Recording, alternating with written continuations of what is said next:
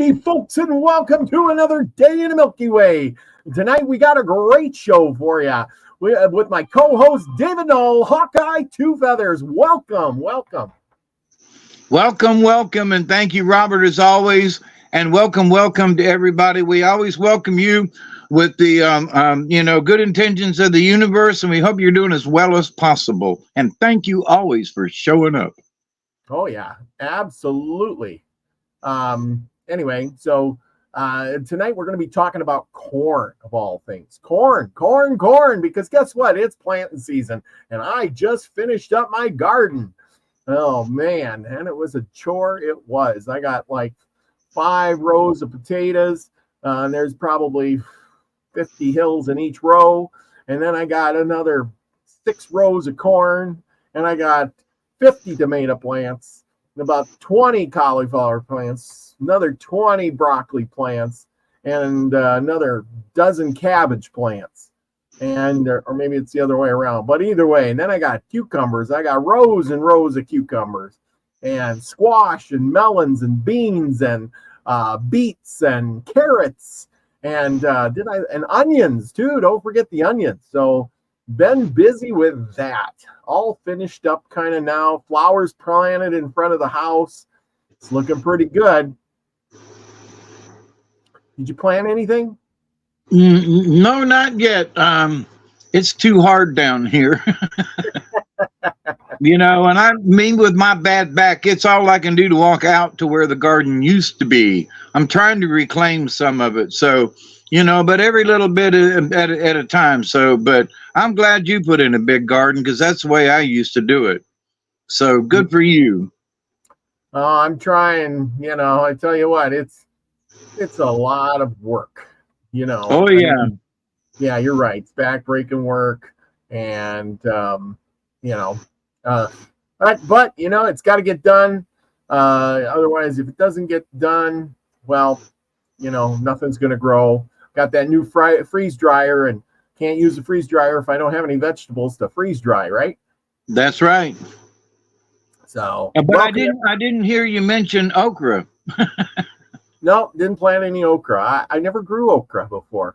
I don't think I've even eaten okra before. Boy, I know I've talked about it before, but them little short ones when they fresh come out, and man, they good just raw. Just cut them off, because you can't break them off. You gotta cut them off. But you cut them off and just munch them right there. Huh. Oh yeah. Well, hello to everybody in the chat. We got Chloe in the house, Scotty boy. Nina is in the house. We'll be doing another show on the Adam and Eve story about the pole shift come Sunday. We got Witchy Moons in the house. Thank you for coming. We got Elderberry. Elderberry's in there. I bet you Elderberry planted a big garden too. But Scotty boy, he don't like okra. Well, okay. I never had okra, so I can't give my opinion either way. It's sticky for his palate. Neither does Chloe. Chloe don't like it either. It's gooey, but if you do it right with okra and tomatoes, and Southerners put saltine crackers on top and then bake it in the oven until it's just right. And but anyway, it's a thing. It's a thing. And raw okra. A lot of people don't eat okra raw, but if you're picking it yourself and you get them little short ones, it's totally different than anything you've had, before. But anyway, such is life, right? That's right. And tonight we're going to be talking about corn, squash, beans, the 3 sisters. And is corn native to the New World, or is it native to around the world? Yeah, don't forget to check out Nina tomorrow on the Hump Day message. Coming right up tomorrow. Don't miss it. Anyway, it's her birthday edition. Well, happy birthday ahead of time. Woohoo! Happy birthday, Nina. Oh boy, we got to do something special for Nina. She does a lot for us. So yeah, let's wave our hands together. Right. Hey, everybody, happy birthday. We'll do a birthday edition show. She's gonna be 29 again. Woo! Wow. I know. I've had those 29 birthdays, and I had so many they added up to 39. I'm doing them. Yeah, I've had 42 of them. There you go. There you go. Anyway, let's see. So anyway, happy birthday, Nina. Everybody's wishing her happy birthday. We're going to be talking about corn. Corn. So it starts out, I got this idea and I opened this book. And of course, I have this book here, Ancient America. I really do like books like that. I just can't get enough of it. When did corn, come to use? Was it here already? Was it did you think Europe had corn or not? Well, I know the Americas have had some kind of corn, even down into Colombia and the Incans. I mean, maize goes a long way back, in the Americas. But what about Europe? Don't know. Don't know. There you go. That's I didn't know either. I didn't think Europe had corn, but apparently they did have a type of corn. Okay, so according to the Smithsonian, of course, curators, Columbus, his voyage, believe it or not, even though he didn't touch foot on Americans, or the continent soil, he did have he brought a lot of things back with him.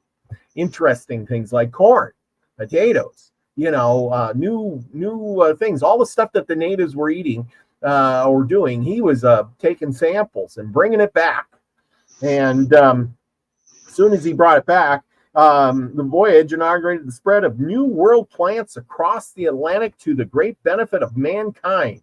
It is even billed as the Great Encounter, the Great Exchange from so back in the day when they had the 1892 World Exhibit, the World's Fair, they put on a $2.5 million exhibit, which would probably be like $10 million today.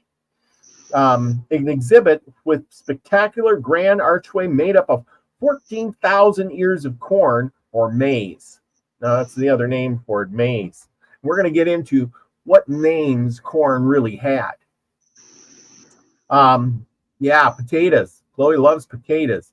I planted potatoes too. I did a show on potatoes, and then I bought a bunch of varieties of potatoes, and I planted them too. So we're going to see some interesting varieties this year. The most important food plant to reach the old world from Americas, with 2 decades of Spanish mariners returning to Europe, maize agriculture had spread throughout the world, or was it already here? In antiquity, of maize in Europe goes back at least to the Roman times, which is, that's before Columbus. So how did that happen? It turns out that this Philly, an elder, described several plants that were first domesticated in the New World, and included henbane or tobacco and maize. So important things which our whole culture survives on today: tobacco and maize, which he called Indian millet. So they had a name for it, India millet. As early as the 16th century, Spanish historian Joseph D. All these Spanish names, Acosta, he realized maize was known to the ancients, the millet that comes from the Indies into Italy 10 years before. So it was coming in. It wasn't quite the same kind or as developed of corn, but it was a corn nonetheless. So they had some resemblance. It resembled the maize for a grain. And he says that it grows in the reeds. Now this is kind of interesting. It grows in the reeds and is covers itself with a leaf, and half the top like hairs, being like very fertile. All of which things agree, not a millet. Millet, I think, is like a what is a millet? A millet is more of a round, seedy plant. There's Pearl Jones. Hey, Pearl. Got to get you back Hey, on the Miss show. Pearl.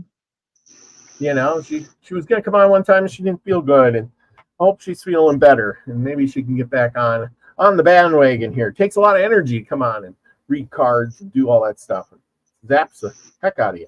Well, anyway, the Spanish have confirmed that maize was present in the Roman Empire, which again makes me wonder if the Romans weren't going over there to the Americas and doing some sort of trading. They had boats. They were seafaring peoples. Why wouldn't they, right? It just makes you wonder about that, right? This Indian maize, or a marginal crop in Spain and Italy, was the time of Columbus. Spaniards called it panzino, or panic grass. Comparing panic grass growing around the Million and Grenada to the New World plant. Columbus had brought back from Hispaniola in 1493. So on his second ship, he brought more of it. He found an abundance among the Indians. This another guy, Marty R., noted that the same kind of grain, the size of peas, was found in abundance among the Insurbes, people of Milan, Italy. So they had something very similar. But I suppose if there was no contact with the Americas for a long time, the two plants may have taken a different path, don't you think? Right. Developing. I think millet comes up to a head. Yeah. There are different sort of flavors, and millet, of course, back in the day was used for silage for animals, but they also pounded it into, all other kinds of stuff. Yeah. So by his third voyage in 1498, Columbus wrote that there are already much maize growing around the Castile, which is, in Spain. So, did he bring it back and it spread that fast? And that's the question. They didn't really know. Okay, so people didn't know where this was coming from. I think they may have tried to interbreed the corn, at least that's my thought, and make a better corn. I don't know. Or it caught on that fast and everybody started growing it. Turkish merchant vessels, this grain was invariably called Grandio de Turkey, or turkey corn, Mecca corn, or Sarkaran's corn, or some other variation of turkey grain. They believed it came from the Middle East, not the Americas. Illustrations of the maize plant in Europe with this botanist guy, Leonard Fuchs, in 1542, published the earliest known illustrations of the maize plant in Europe with the caption, Turkish corn. Well, so anyway, the scientific name. And wait, when was that? In 1542. So that was just, about 50 years after Columbus started going to the Americas. Okay, now here's a question. When did the word corn first pop up in Europe? Because the Indians knew it as maize forever. Yes. They spelled it differently. And I'm going to get into this here in just a second as I go. Oh, okay. I'm sorry. I jumped the gun. They believe that they developed in the Middle East and from where it was shipped to European ports. The grain might be a New World import. They didn't know. It was also known as Granda de Brazil, or Brazilian grain. This name was mentioned in commercial contracts dated in 1193. So, that's kind of weird. Between the and this was between in the, where is this from? In Italy, anyway. Irish legends from the same period tell of a land called High Braesale. I hope I said that right. Braesale, I guess, across the North Atlantic, suggesting an early import of maize from the east coast of North America. Icelandic explorers called the New World grain they found near Wineland self-sown corn. This was recorded in a saga from the 11th century. 11th century, that was way before Columbus again. Scandinavians called the grain turkey corn with a K, corn, turkey corn, possibly because it was fed to turkey fowl. And this New World bird also reached Europe in ancient times. Thus began a tradition of northern countries that turkey corn was unfit for human consumption, yet it made excellent feed for fowl or pigs. The earliest reported name for maize in Portugal was milho Morocco, or corn of Morocco. You notice how the maize didn't come here. Maize was a European name given to this seed. And corn was a European name, and maize was an Indian name. And then it finally made its way over, which suggests that the Portuguese first got maize from North Africa. Maybe. Inhabitants from German cities called the grain Welsh corn with a K, and was also named in this guy's Bloch's book in 1572, Book of Plants. Many Europeans identified two kinds of corn as at the same time. These were both Panzio, and Maize with a MHIZ, kind of like maize, but Maize. In Spain, England had turket corn, not turkey corn, turket corn, and Indian corn. So they had two varieties, basically. You have the Indian corn, and then you have the turket corn. Germany had both Welsh corn and Indian corn. And the French had turkey corn, and then they also referred to it as New India corn, too. So, so it goes on and on. The Europeans had a tradition that maize was first known as a plant from the Middle East. So they didn't even know where it came from. It just showed up and became part of their growing crop. And of course, they probably interbred it and made it what it is today. But what I'm saying is that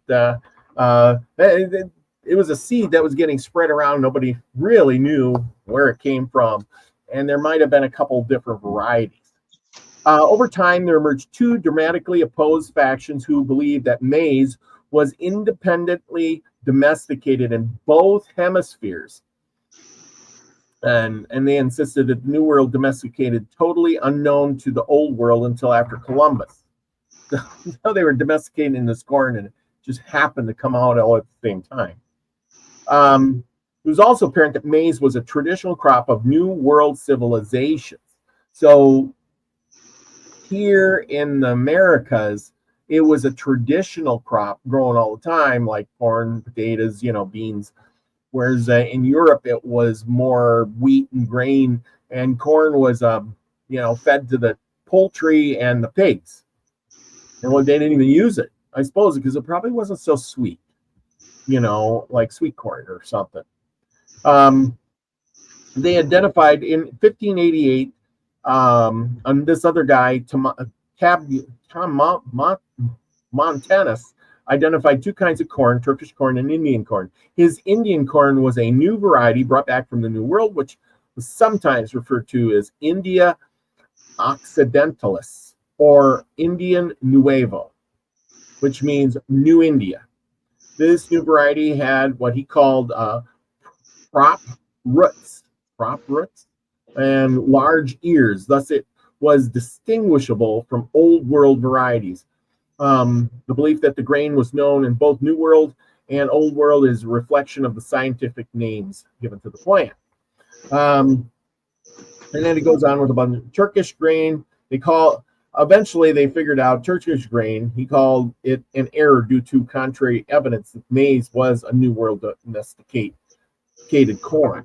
And like I said, so, with all this corn coming across the ocean, nobody really knew where it was coming from. Well, let me read this for a second, if you don't mind. Yeah, go ahead. Millet is a food grain. Millets are a highly varied group of small seeded grasses, widely grown around the world as cereal crops or grains for fodder and for human food. Most species, generally referred to as millets, belong to the tribe Panacea. Millets are important crops in the semi arid tropics of Asia and Africa, with 90% of millet production in developing countries. But when you look at millet, it does not look like corn. Yeah, no. So I could see where folks would, that had never seen corn. Now, I've worked on a farm, and I guess so have you, Robert.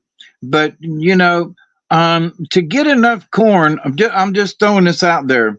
For Columbus to get enough corn, how many bushels would it require him? And I'm just as a question, did he shuck that corn before he took it back?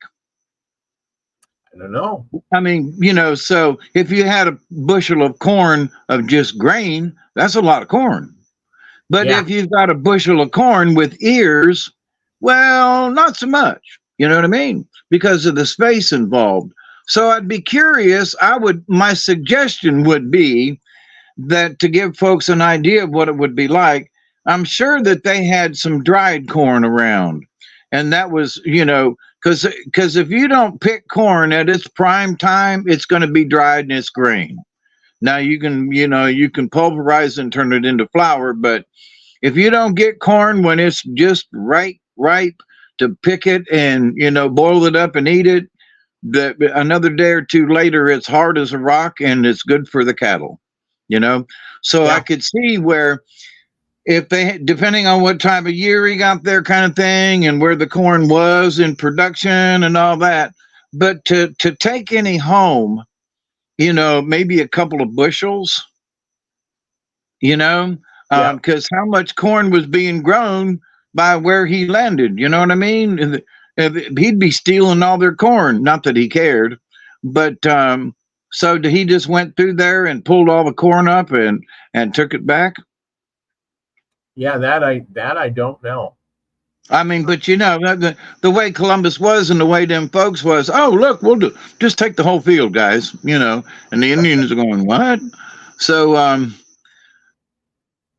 land a bunch, you'd need a bushel at least to make a decent patch of corn. Would you agree with that? Well, yeah, I mean, if he's seen him growing that, he might have took, filled, because they hauled everything in barrels. He may have loaded it up in barrels of corn, Right, but I mean, as a method of measurement, a bushel.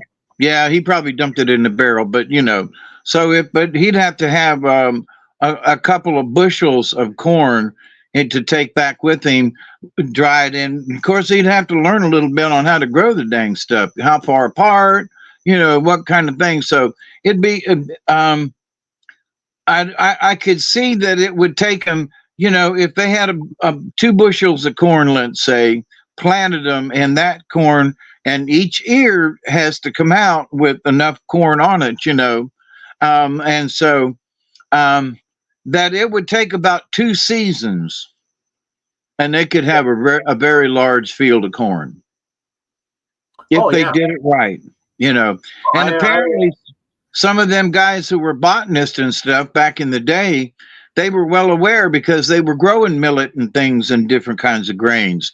So even though, it didn't resemble millet and doesn't, I'm sitting here looking at a picture and I'm like, nah, I'm sorry, you can kind of stretch it, but no, corn is corn. Well, he didn't just bring back corn. He brought natives back too, remember? So I'm sure they had knowledge of how to plant this stuff. He brought a lot of knowledge, and he brought people back. I think and he was there for a while. It wasn't like, hey, he showed up and you got this stuff. if I was going to get the seeds, I'd be like, how do you plant this? How do you grow this? I'd ask somebody too. You'd be like, what do you do? What is this? How do you eat it? What's it good for? And Right. he probably kept a lot of records. Being a record keeper and stuff. So I imagine that. But he that was one of his big contributions, and I imagine he didn't bring back just a bushel of corn. He probably brought back barrels of corn, I would imagine. You know what I mean?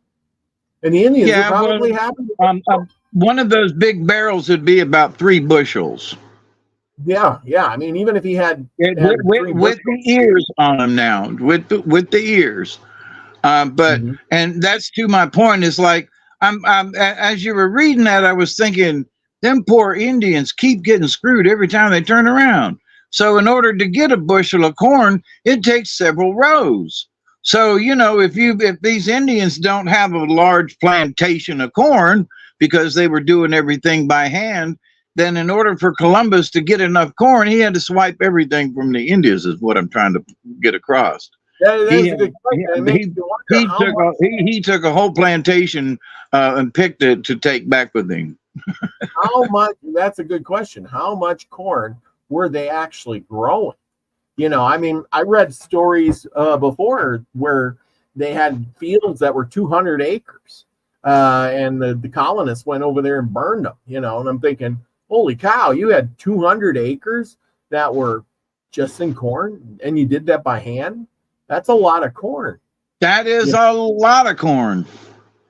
So, obviously they had something going on. It'd been interesting to be back in those days to just get a tally of how much land did they really, it makes you wonder when the Europeans got there to colonize, and they chased the Indians off. They basically had empty fields to take over. And they didn't have to worry about it. And did they lie about it? We've been lied to about a bunch of stuff, right? And so, did they lie about, there's 200 acres of corn? Wait a minute. 200 acres of corn is hard to do with a tractor. Yeah, but then again, were these Indians, and then once the Indians died off or they chased them out, if they had all the land cleared, over the centuries that they planted corn and beans and all of this stuff in, and they had quite the operation going on, the European guys came in, they could just move in and say, hey, look, there's a cleared field. Look at, all I got to do is pull some of the small trees out. And bada bing, bada boom, I got a big field to plant my stuff. Otherwise, wouldn't it all be woodland? It'd be all woodland. But the colonists pulled up and they started planting tobacco. I mean, otherwise, you're going to spend hours clearing trees that hadn't been chopped down in centuries. You see what I'm saying? You see where I'm getting at there? Oh, yeah, and the roots. Yeah. I mean, you'd be chopping. You'd have to have a whole crew chop one tree down, and then another crew to chop out the stump, and then to plow it. I've seen fields cleared with bulldozers and stuff, and it takes them a long time to clear a field with stumps and roots and just to get it to plow up. I mean, it's terrible. You don't do that. I cleaned up an area of my property 2 years ago before I went in the hospital for my back operation. And we rented one of those Kubota front end loaders, back end and thingies. Yep. And we pushed up a bunch of stuff, and it took a week. And I mean, little trees, had all kinds of roots. And, and then once you push the tree up, you still had all the feeder roots. So you weren't done yet, So anybody that's ever had to clear land and then clear land to plant it, that's a whole nother story. You can cut the trees down and open it up, but to plant it, that's a dooey. Yeah. No, I agree. That's what I'm saying is I think they showed up and there was already fields there, and they only had to pull small trees out, and small stumps and trees like you did, some small stuff. I mean, I can't imagine them chopping a tree that's been there for a century and then saying, "Oh, I chopped that big tree down, and we gotta plow that field up now." Yeah, well, they were using those big trees for houses and stuff. Well, So I know. they were clearing sometimes they were clearing some of them fields for the trees, and then they'd go back and worry about planting it. They wanted to build a house first. Oh yeah, yeah. That Yeah. But I agree with you. It was a lot of work. But I know I always bring up the dumbest things to think about. But I'm just curious as to, I wonder how many bushels of corn he actually did have, or barrels. And I wonder how it affected the Indians. And did they really have 200 acres of corn? You know what I mean? That's just a curiosity, you know.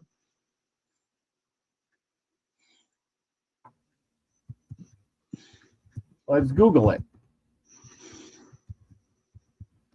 Where did Columbus? How much corn did Columbus have?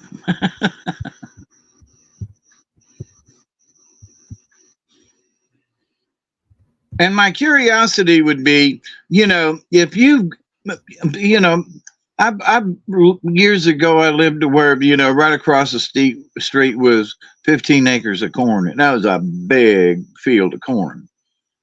And it was field corn, okay, just plain yellow corn, and not necessarily meant to eat, okay, by human beings.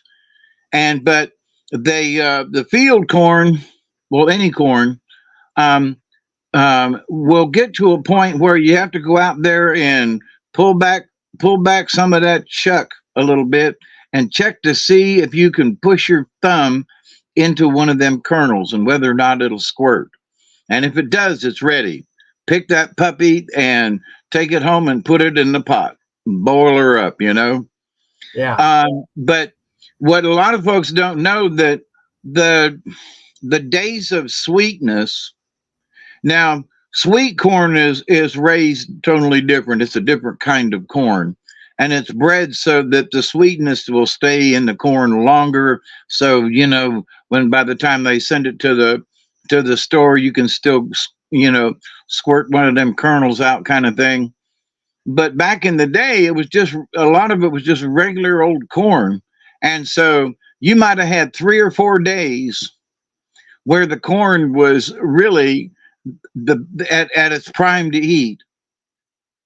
Yeah. As far as pulling it off, shucking it up, and putting it, and putting it in the pot and boiling it up and eating it.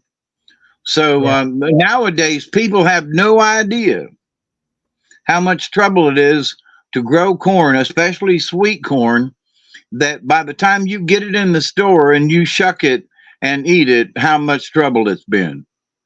Oh yeah. It's a lot of trouble. So be thankful. If you've got sweet corn this year, this spring, going into the summer, be grateful. Yeah. If you've had to pick it yourself. Nope. It just says that he brought back corn, and then the natives taught him how to grow it, and that's all. Doesn't say how much he brought back. Yeah, that is all. So, yeah, that's odd.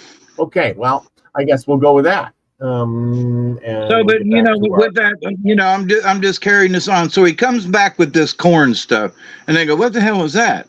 And they try to bite into it, and he goes, "No, we got to plant this, and then you'll see how it comes out, how it grows."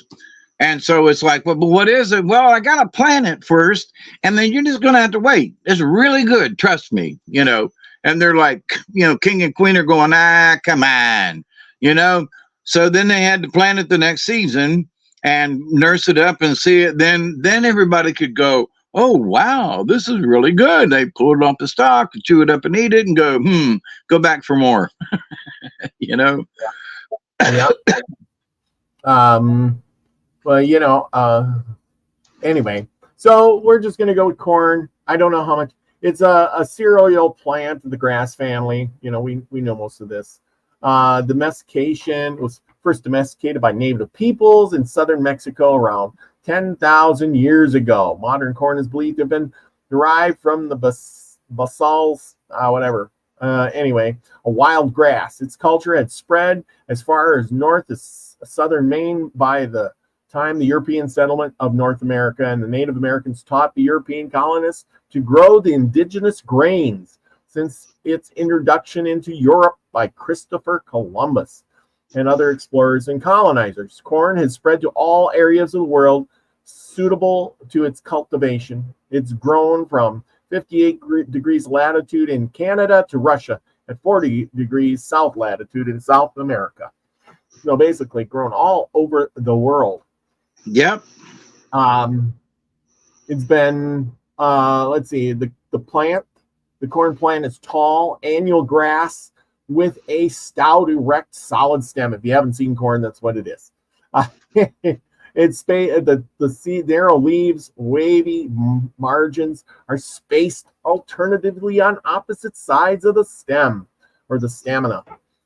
Male flowers are born on, corn has male and female plants too, right? The tassels, terminating the main axis of the stem. The pistillate, a female inflorescence. Cover your ears if you get offended.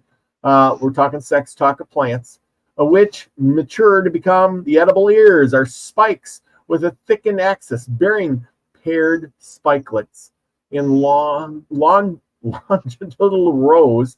Each row of paired spikelets normally produce 2 rows of grain. Varieties of yellow and white corn are the most popular as food, though there are other varieties with red, blue, pink, black kernels, often banded, spotted, striped. Each ear is enclosed by modified leaves called shucks or husks. You gotta love that. Okay, types of corn, classifications, kernel texture, including dent corn, flint corn, flour corn, sweet corn, popcorn, dent corn, primarily grown as animal feed and for food manufacturing. So most of those big fields that you see that range for miles and miles and miles, a lot of that's just animal feed or food manufacturing stuff like corn syrup. And cornmeal. And cornmeal, yeah. With a lot of that. Folks up north don't eat near, but you can't survive in the South without cornmeal. Exactly. The crown of the kernel caused by unequal drying of the hard and soft starch, making the kernel flint corn. Containing a little soft starch, has no depression and is used for decoration or is eaten as hominy. I've heard of hominy, but I've never had it. In the Americas. Really? No, I like hominy. It's put into a solution of lye and it swells up. Oh, didn't know that. Yep. Flour corn, composed largely of soft starch, has soft, mealy, easily ground kernels. That's probably like cornstarch, right? Or corn flour.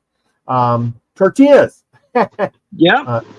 And an important source of corn flour, sweet corn, commonly sold fresh, frozen, or canned as a vegetable, has wrinkled, translucent seeds. The plant sugar is not converted to starch as other types. Popcorn, an extreme type of flint corn, characterized by small, hard kernels, is devoid of soft starch, and heating causes the moisture in the cells to expand, making the kernels explode. Improvements in corn have resulted from hybridization based on crossbreeding of superior inbreed strains. And of course, then you got your genetically modified corn, which, is engineered to resistance and herbicide and glyphosate Roundup, produce proteins and stuff, because kill insects. And some strains have been genetically engineered for greater drought tolerance to increase their nutritional value. Most of the corn grown in the United States is GMO. Hey, welcome everybody to GMO corn in the United States, needed for herbicide and insecticides. Gotta love the good old U.S. Yeah. Anyway, uses and products. Corn is the most productive dominant crop. It is grown extensively for both food for humans and livestock, and as a biofuel. As you notice, your fuel is 10% ethanol, and as a crude material in industry. Food and nutrition. Corn is the third largest plant-based food source in the world, despite its importance as a major food in many parts of the world. Corn is inferior to other cereals in nutritional value. You don't get much out of corn. It is a protein of poor quality. Go figure. And it is deficient in niacin. Diets in which it predominates often result in pellagra, or niacin deficiency disease. Corn is high in dietary fiber and rich in antioxidants. So just don't think that you can eat corn and be healthy.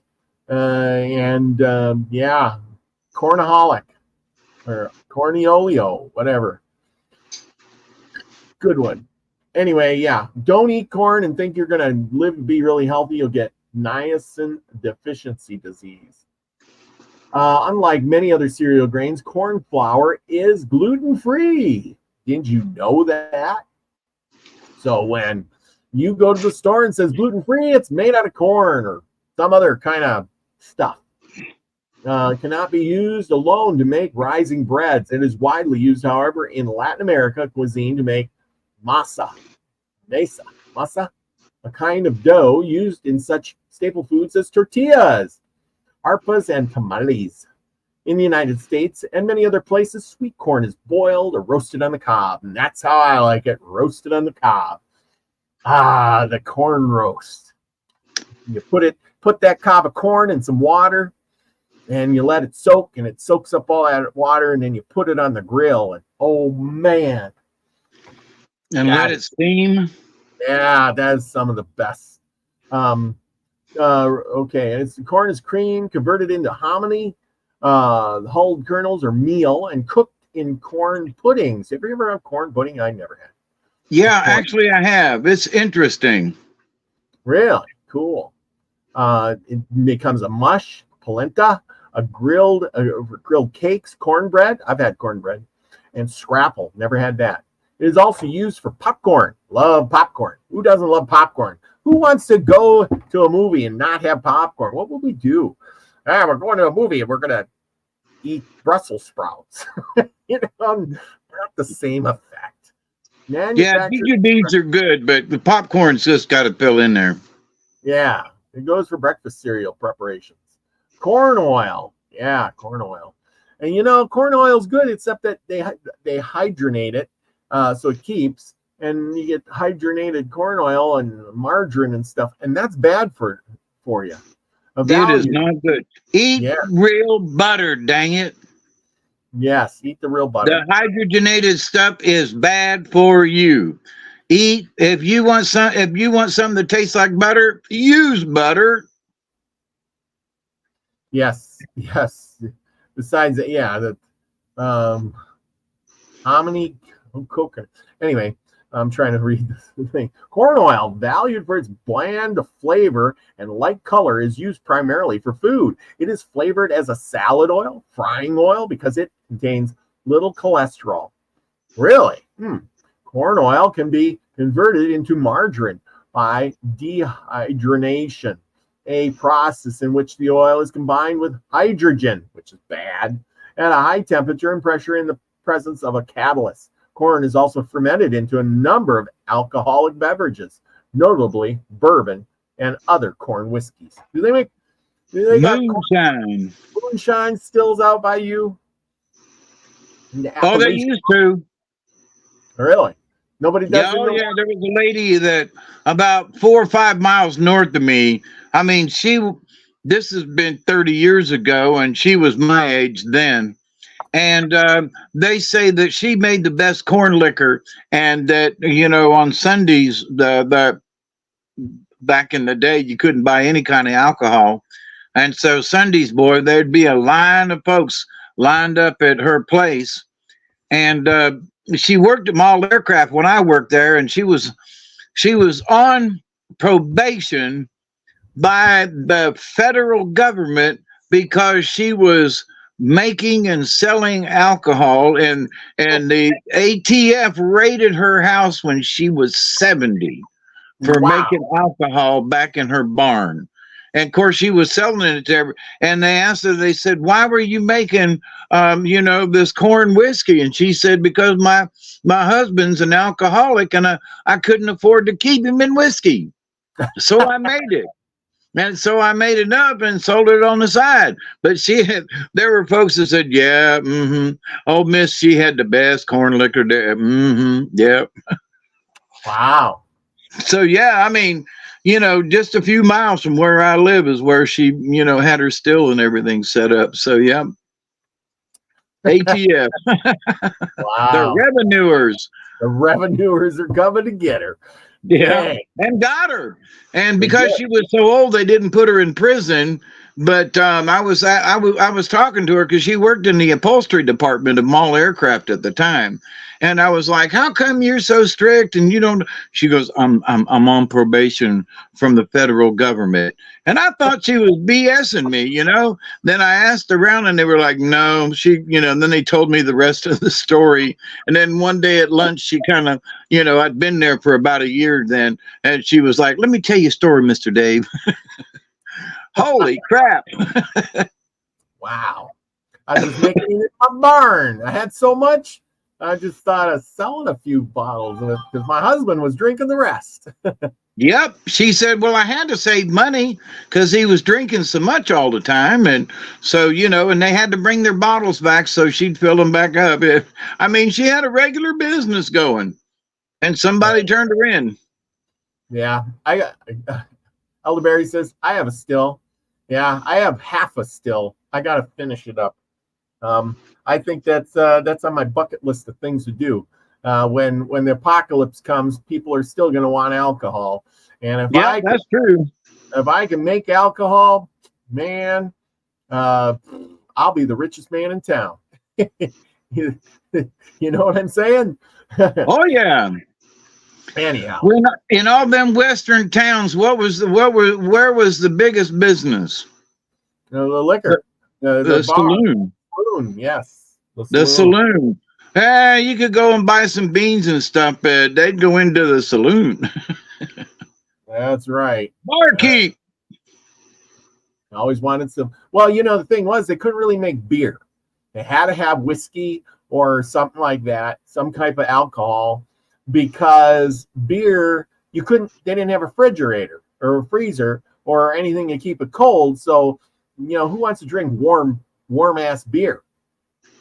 Well, not only that, but beer and things like that require some yeast where, you can make some corn mash, and just add some sugar. And back then, around here, they don't do it anymore. But around here, way back in the day, 30, 40 years ago, everybody had some cane sugar growing. There were little plots of cane sugar everywhere. And so that's how they got their sugar, was from the sugar cane. And now if somebody grows sugar cane around here anymore, you're hard to find it. Huh. Yeah. I never had real sugar cane. That's interesting. Oh yeah. The kids used to chew on it, cut the cane up. Then they had to bring cane squeezing things in the fall. Yeah. And the mule would go around in a circle, and they'd stick the cane in these grinders that'd chew it up, and then the juice would come down in the bottom. And then when they was done, they'd big old pans. And stir it up and cook it. I mean, it'd take all day long to do all that. I mean, they literally would sit up, and it was a cane grinding day was a big deal. Nice. And they still make real cane syrup down here. Yum. It ain't like no other syrup. Cane sugar. I got a bottle of it in the kitchen there. Lucky says there are people who drink warm beer. It's normally high price. Well, I think you just put your beer outside or don't put it in the fridge. It gets kind of warm.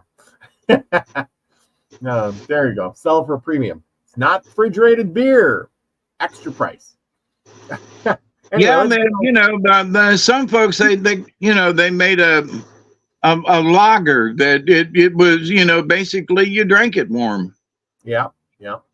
Let's see. We're going to go to what plants they did. Intercropping, method of planting corn and beans. This is how the Indians did it. The intercropping method of planting corn, beans, and squash together, commonly called the Three Sisters, has been studied or described by scholars in anthropology, history, agriculture, and food studies for many years. While this practice is often cited in current sources as a way to improve small gardens for individual use, its historical value lay in larger scale implications designed to nurture and sustain entire communities. The great majority of this research has been created by scholars who were not members of the indigenous communities which originally developed to maintain this tradition. Thus, this short review will strive to elevate indigenous authors, whatever. Okay, the Three Sisters aspects. The Three Sisters model was not just a means for modeling a specific intercropping practice, but was and is a significant cultural, spiritual construct. The Three Sisters corn, beans, and squash, pumpkin or gourds were planted together in hills and fields, cultivated and harvested by work parties of women. The Three Sisters was an important cultural complex. The sisters, progenitors of a number of Seneca tales, myths. Hey, we read those myths, Yep. ceremonies, and legends.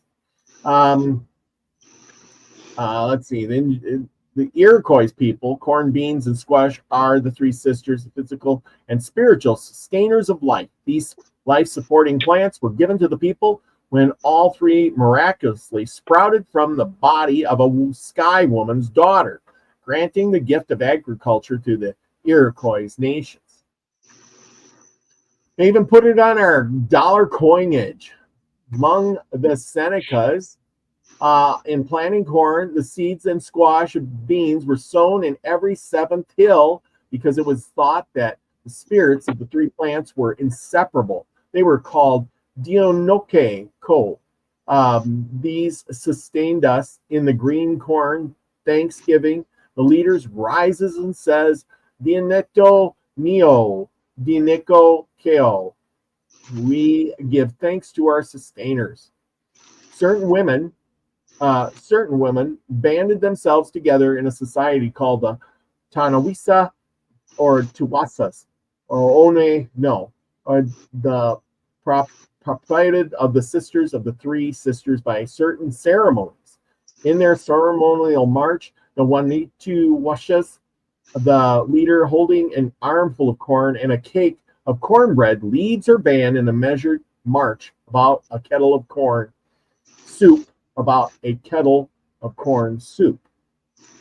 Corn soup. The technique for planting the Three Sisters spread from Mesoamerica northward over many generations, eventually becoming widespread throughout North America. Indigenous farmers saved the best seeds for the following season, resulting in a wide variety of cultivators perfectly suited for the environments in which they were grown. Much of the diversity was sadly lost as indigenous nations were forced out of their ancestral lands by early European settlers and mainstream agriculture practices took hold. See, this is what I was talking about with, they already had the big fields and now they were being taken over.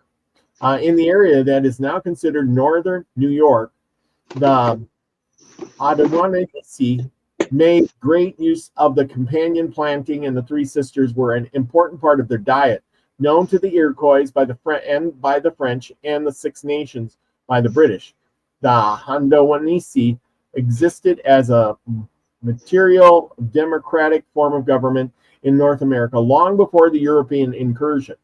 The Odysee considered the Three Sisters to be divine gifts. Some versions of their legends involve the crops personified as three women who separate from each other only to find out that they are stronger together. And that is probably true. Okay. And of course, here we go with Christopher Columbus. He hoped the land that would be rich with silver and gold, precious spices, and perhaps New World treasures.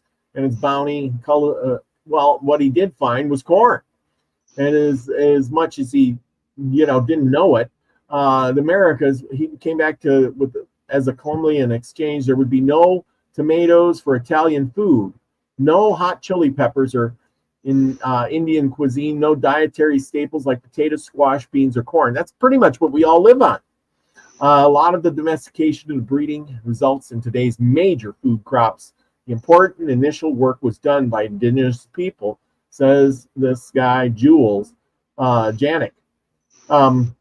He's a professor. While indigenous diets and foodways were deeply impacted by European settlements, indigenous American foods also changed the world. Below are 7 food crops that originated in the Americas. And do you know all the crops that originated here? Let me let you take a guess. We got corn for one, right? What else was there? Tobacco. Yeah, we got 7 of them. What other ones? Take another wild guess. Squash and peas. Okay, let's see if you're right. The Spanish arrived, described millet like grain, crops, grass. Now we early Americans cultivated pueblos. Okay, beans. Yes, beans. Now this is kind of interesting because this is it was an ideal companion crop. It's a nitrogen-fixing legume known as common bean or dry bean. Beans provided nitrogen-rich soil for maize, and corn stalks provided natural supporters for the beans planting climbing vines. Okay, so maize alone is not a perfect food. Remember, it didn't have niacin in it. It is missing some amino acids, particularly lysine. So if you eat a lot of corn or corn products, you're probably low in lysine. So get some lysine, which is found in beans. So if you don't eat beans, well, you're not getting your lysine. Beans are deficient in other amino acids, celestine and melatonin, which are found in maize. So when you eat beans on a corn tortilla, which is this is of Aztecs and Mayan diets, you have complete protein food that fuels empires. So corn and beans. Okay. Another game-changing legume of the New World was the peanut. You got a lot of peanuts down there, which originated in Brazil and made its way to Africa through the Portuguese slave trade. So how it ended up in Georgia, I don't know, but it went the long way around. The peanut was from Brazil. How about that? Really? How about that? Bet you didn't know that. And here's the thing. I say the early slaves brought over from Africa, they had peanuts back in them days because that famous black chemist person made peanut butter. Yeah, well, that's what I'm saying, is that back in the day during the slave trade, they brought it over to Africa probably to grow it. Then they brought it over to the States to grow it because they were shipping the slaves over here. Perfect set. Not sure when the peanut hit the South down here, but I drove by several fields coming back from the doctor today, and the peanuts are in. Yep. Oh, they are. Boy, I'd love to get me some fresh peanuts. I like peanuts. I eat peanuts all the time. It'll be September, October before they're ready. Indigenous women grinding corn and harvesting squash in Arizona. There you go. Where it got so hot there. Okay, pumpkins. Pumpkins, gourds, and other hard-skinned winter squashes were indigenous to America. The strategy practiced by Native Americans alongside beans and maize. Winter squash takes a long time to mature, and the plant's broad leaves, vines extend in all directions, providing a helpful ground cover that traps moisture and suppresses weeds for the corn and the beans. Gourds and squash were prized by indigenous Americans for their nutrient-rich flesh, their protein-packed seeds, and their sturdy shells, which were dried and used as containers and water jugs. we don't think much about all the seeds. We just scrape out the innards and eat the squash, or most people don't eat squash. When was the last time you had squash? Oh, it's been a while, but that's my fault. Yeah. But and there are so many different types of squash. There is the summer squash, which you got to eat right away, pretty much while it's on. Pull it off the vine and go cook it. But then winter squash and the acorn squash, they get hard shells on them, and they last a while if you keep them right. And so to slice them in half and put a little brown sugar on them and bake them in the oven. Oh, yum, yum. Yep. Oh, yeah. Some folks put a little cinnamon, but yeah. Yeah. Skybuddy says, I had spaghetti squash last week. I like spaghetti squash. It's pretty good. Yeah, I had spaghetti squash years ago, and it was pretty dang good. Oh, look at Secret of Truth too is I'm having squash with my dinner right now. Well, good for you. Cool beans or good. Squash or good grief, it's a squash. Okay, let's move potatoes. After I planted 5 rows of 50 hills apiece. Potatoes, 8,000 years ago, around the same time that maize was domesticated in Mexico, the humble potato was first cultivated in the high Andes mountains of Peru, which they still do that.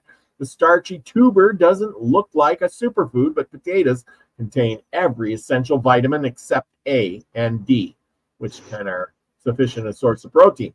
Potatoes, along with maize and beans, were a staple crop of the Inca, who grew their vegetables on terrace plots cut into the steep Andean hillsides and reduced erosion and conserved water. And we did a show on potatoes, and if you want to know more about potatoes, look it up. It's a great one. Potatoes, there's 1,500 varieties of potatoes. Europeans didn't even know what to make of the potato at first, but once farmers adapted the potato to European climates, it formed the foundation of the peasant diet. Peasant meaning you and me. Today, potatoes are the 4th largest production crop in the world and the first among non-grains. Well, imagine. I'm sorry. I'm just sitting here thinking, what did them Europeans do without potatoes and corn and squash? What the hell did they eat? I know. No wonder they were so puny and unhealthy. No wonder they got scurvy all the time. Exactly. Sweet potatoes originated in Central America about 5,000 years ago. So you grow sweet potatoes down there in Georgia. I can't grow them up here. And they grow really good down there in that red clay, don't they? Let me tell you, sweet potatoes. Edgar Casey did a reading a long time ago, but about how if you had sweet potatoes and pecans, and especially when you cooked them together in this sweet potato souffle thingy, that you've got everything you need to survive. You could live off of pecans and sweet potatoes. Nice. I'll have to get that recipe. So y'all eat sweet potatoes, Oh, I love sweet potatoes. About 5,000 years ago, it spread through the Americas, but even made it to Polynesia, carried by birds or storm-blown indigenous sailors. It was native to Brazil, and along with sweet potato, made a huge nutritional impact when introduced to Africa. It grows in warm regions. Tomatoes is another one. Who can't go without their beefsteak tomato or Roma tomato? We wouldn't have pizza if you didn't have tomato sauce. The flavor-packed tomato of the New World began as a wild blueberry-sized fruits in South America that were first domesticated in Mexico about 7,000 years ago. Wow. Tomatoes were a staple of Aztec diet, as well as paper skin husk tomatoes, known in Spanish as tamaleos. In the Aztec language, tomato is called a tamale or tomate, I don't know, which the Spanish translated as tomate.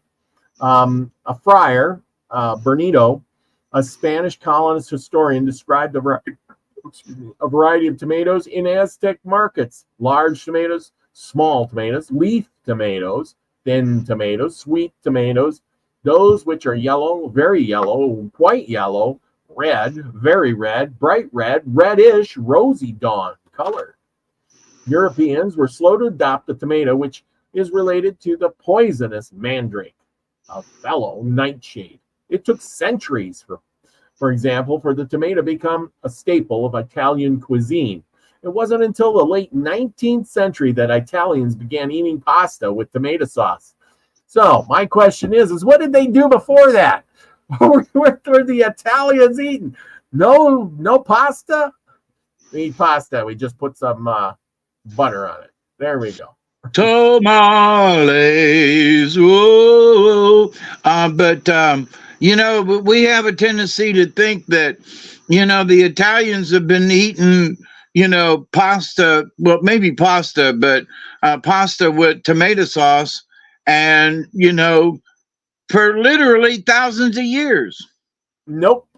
But basically, in some of the Italian folks I used to know back in the day, there used to be a really good Italian restaurant here, but it ain't no more. But anyway, they used to, serve spaghetti with garlic sauce and cheeses and stuff. But where's the tomatoes? They would say that's not an original Italian dish.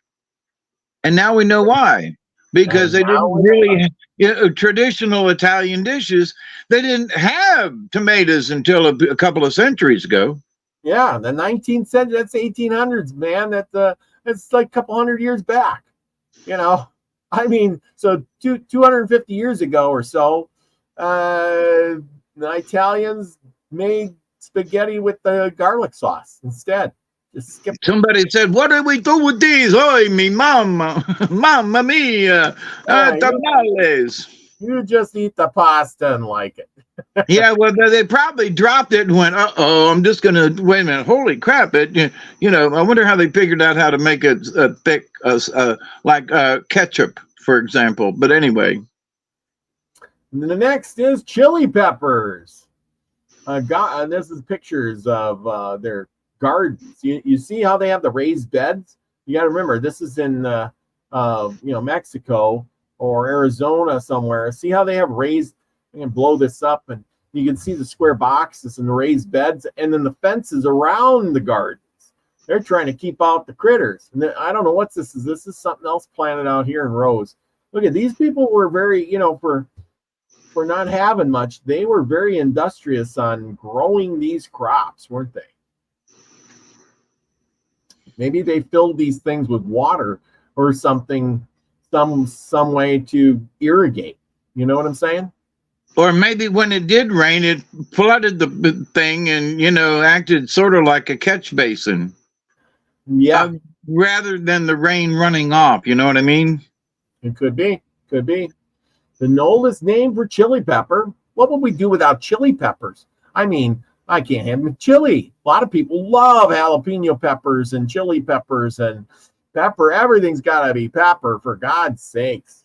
Otherwise, they are freaking. And at least bell pepper. I'm not sure where they came from, but peppers in spaghetti sauce. Where would it be without the flavor of the chili pepper? And which somewhere along the line, I remember something that one of the biggest commodities way back in the day with Marco Polo when he went to China was something he brought back pepper. Yeah. As an herb, and people were like, "What's this?" It's called pepper. So imagine that now you have the chili pepper that you can dry and turn it into flakes and add it into stuff to eat. So, but anyway, I'm sorry. Go ahead. Oh yeah. Okay. The oldest name for chili pepper is some Latin name. Has been traced to spoken language, the Proto-Tonian, a language spoken 6,500 years ago in central eastern Mexico, believed to be the site of the first domestication of wild peppers. But it was the Aztecs who gave us our name for the spicy fruit, calling it chile. Columbus called them peppers because the spice reminded him of black pepper. Some European countries were early adopters of New World chili peppers. Italy, Spain, and particularly Hungary, where red chilies were smoked, dried, or ground into paprika. But the real culinary fusion took place when Portuguese traders brought hot peppers to India, Asia, and Africa. Sweet peppers came centuries later when Hungarian breeders selected increasingly less spicy varieties. And so look at this. So they Hungarians, huh? Gave us the bell pepper, sort of. Yes. And wow, isn't that interesting? What we wouldn't do without paprika. How can you have deviled eggs without any paprika on it? You know? Oh, man. So there we go. Cocoa. So here we got cocoa. The Aztec Emperor Montezuma was rumored to drink 50 glasses of hot chocolate a day for its invigorating properties, but Spaniards found that frothy beverage most undrinkable. Montezuma's recipe would have been ground raw cocoa nibs flavored spicy chili peppers. Ew, chocolate and chili peppers. Gosh, that doesn't even sound good. And flowers, a strong and bitter concoction that hardly resembles today's sweet version. Cocoa trees were cultivated and venerated by the Maya, the Aztecs, but genetic evidence shows that the first cocoa plants were domesticated in South America, in the upper Amazon regions of Ecuador, as far back as 5,300 years ago. When Spanish conquistadors and friars brought cocoa back to Europe in the 1500s, it was mixed with sugar and cinnamon to become a health beverage of the elite. The first chocolate bars weren't made until the mid-19th century. Originally a Central American crop, the major cocoa-producing countries are now all in Africa. So how about that? Isn't that kind of weird? The cocoa starts out in South America, and now it's a major producer in Africa. And you know why they did that? Because I know this sounds stupid. They transplanted all the cacao plants over to Africa, found a similar place for them to grow, but they didn't have to cross the ocean to get it. Africa is still within, all we got to do is, cut through Egypt here and, so they didn't have to cross the ocean to get it.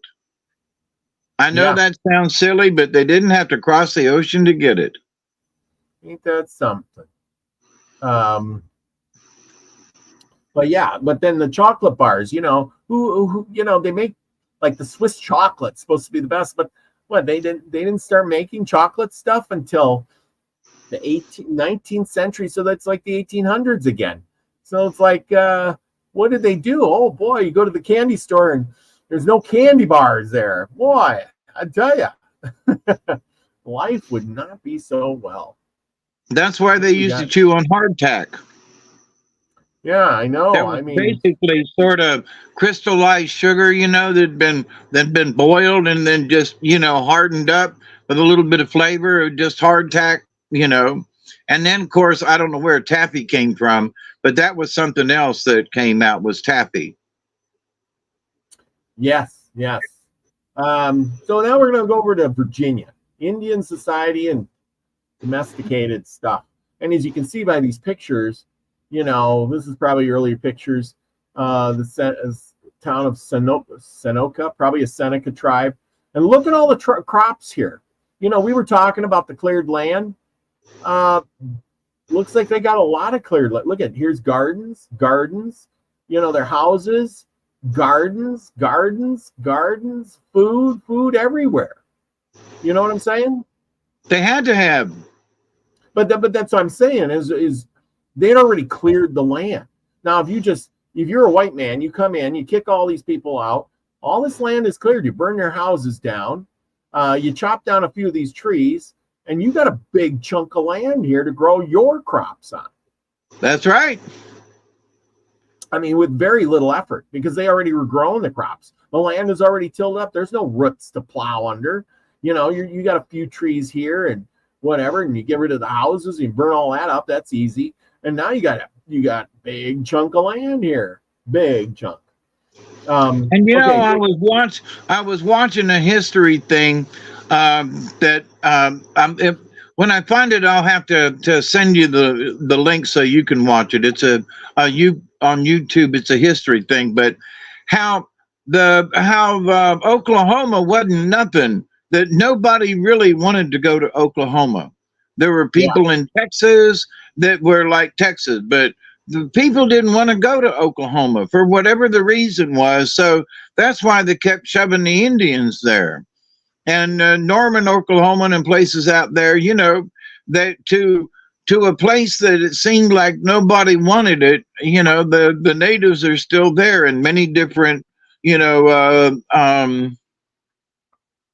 I guess, reservations of sorts out there in Oklahoma. But I was amazed at like, wait a minute, why Oklahoma? I know they wanted to get them on the other side of the Mississippi and obviously on the other side of the Ozarks, but why Oklahoma? And then back in the day, folks just thought it wasn't worth it.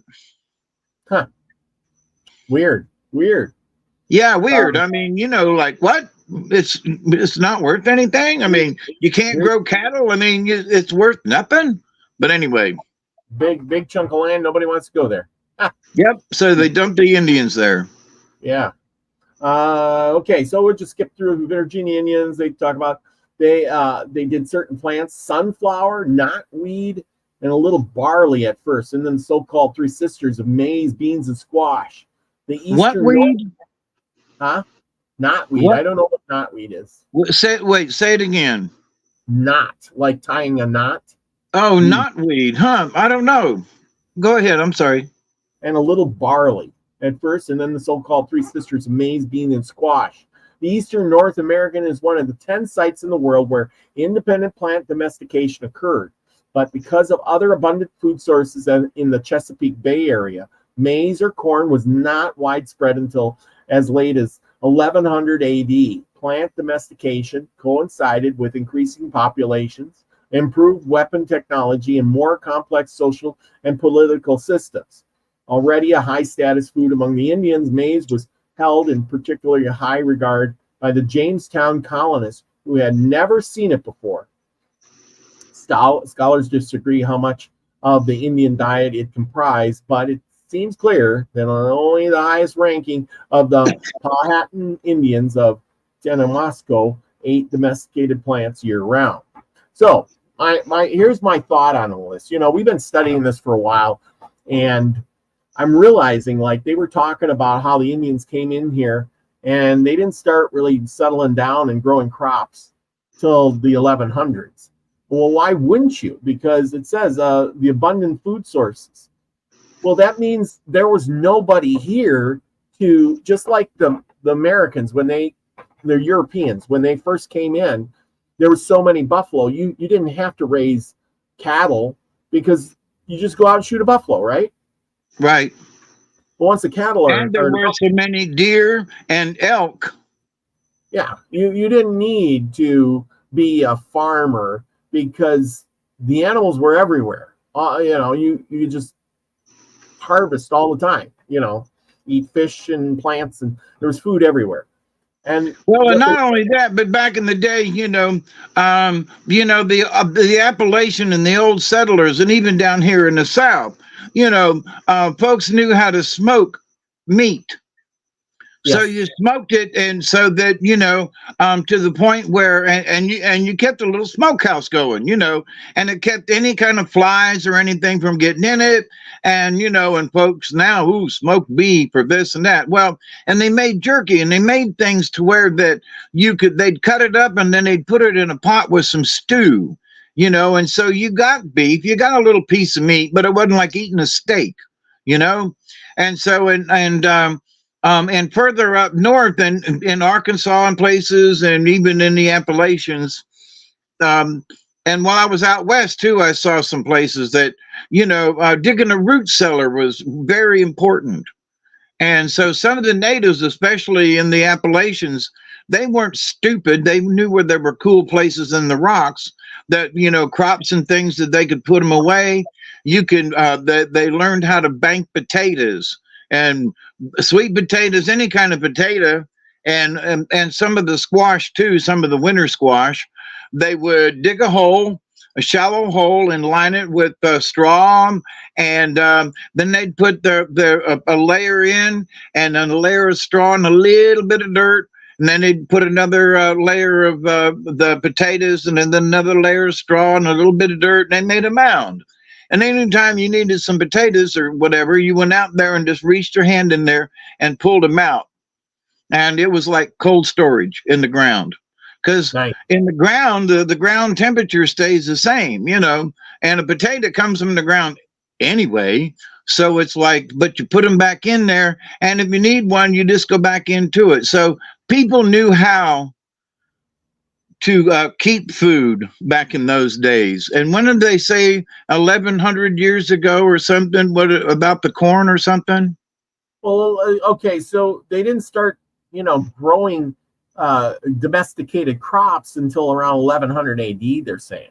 I'm saying what I'm thinking is, and that's bananas. That's a lie. Well, what I'm thinking is, if that's the case, then that means that the natives were coming up from probably the south, like we've heard in myths and legends, that they didn't live here all the time, and they moved in, and there was plenty of animals to hunt.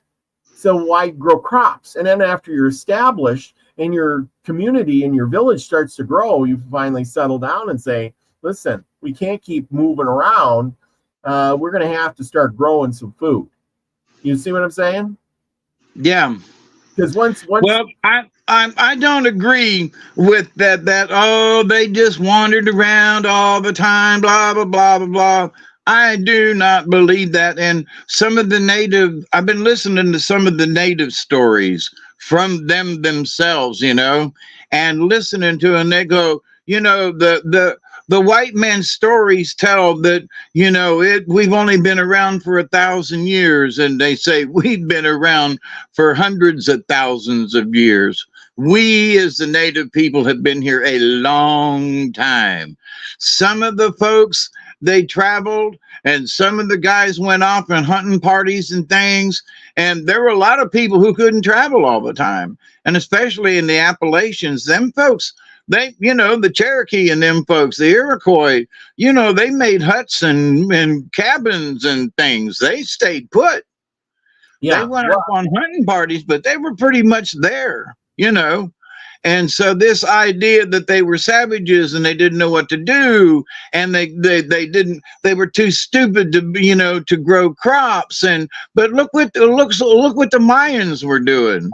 Look what they were doing all the way down in South America, So I think these folks, these white people who write this stuff, I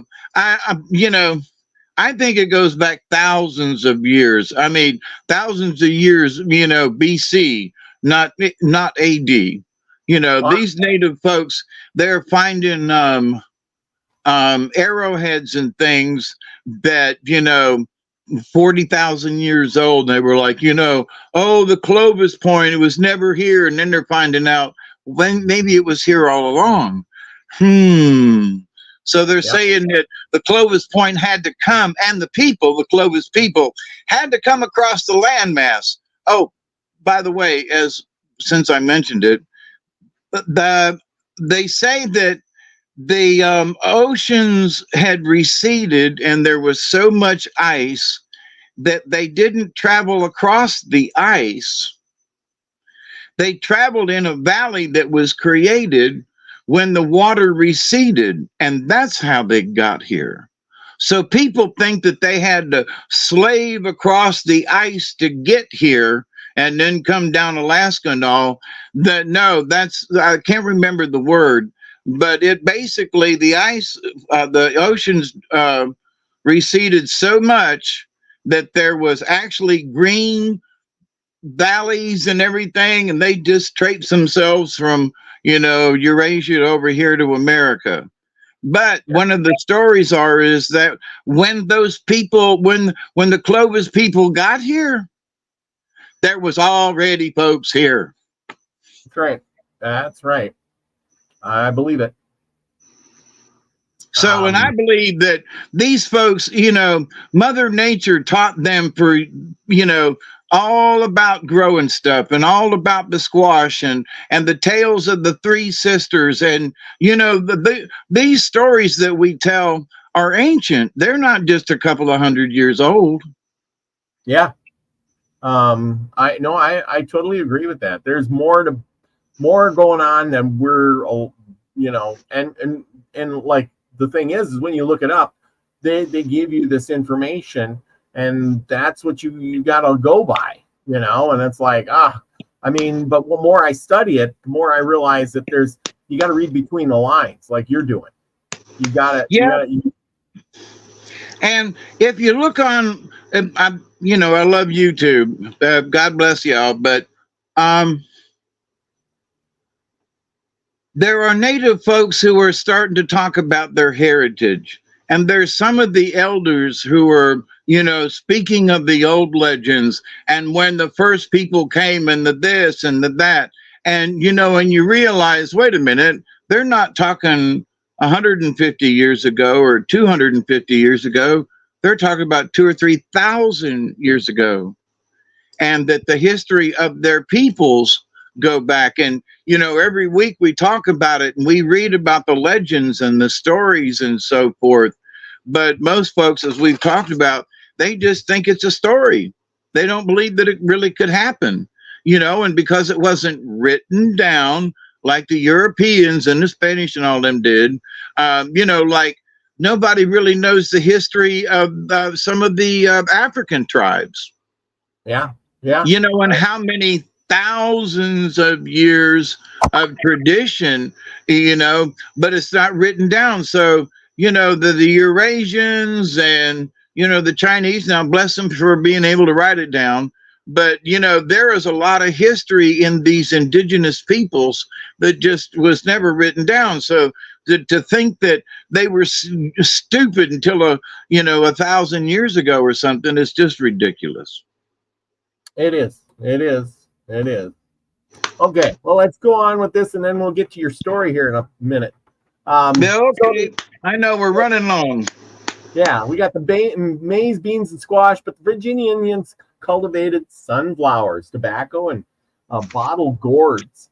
The sunflowers is native to the American Southwest, but was domesticated in some areas of eastern North America around 2000 BC for its oily seeds. The colonists described sunflowers growing in Indian gardens, and archaeologists have found burned sunflower seeds at sites across Virginia dating to the late woodland period, 900 to 1650 AD. Tobacco was also widely cultivated. These Indians, they were growing lots of stuff: corn, beans, squash, sunflower. They had fields. See, you listened to one story and it said, well, they didn't start till about 1,100 years ago. Then you read another one and they were talking about, that it was 1,100 BC, Yeah, 2000 BC for its oily seeds. So it makes you. Oh, yeah, right. Different areas though. But anyway, let's see. Tobacco was also widely cultivated in Virginia. Indians grew a native variety of Nicotina rustica, and it was smoked both for medical and ceremonial purposes. A different species called Nicotina tabacum was imported from the West Indies by the English colonists in the 17th century. The bottle gourd was grown to be used both as food and as a container. Some of the earliest Indian pottery mimics the shape of the gourd container. Early colonist accounts, both written and pictorial, suggest that in addition to domesticated crops, a wide range of native plants were encouraged near Indian camps and towns.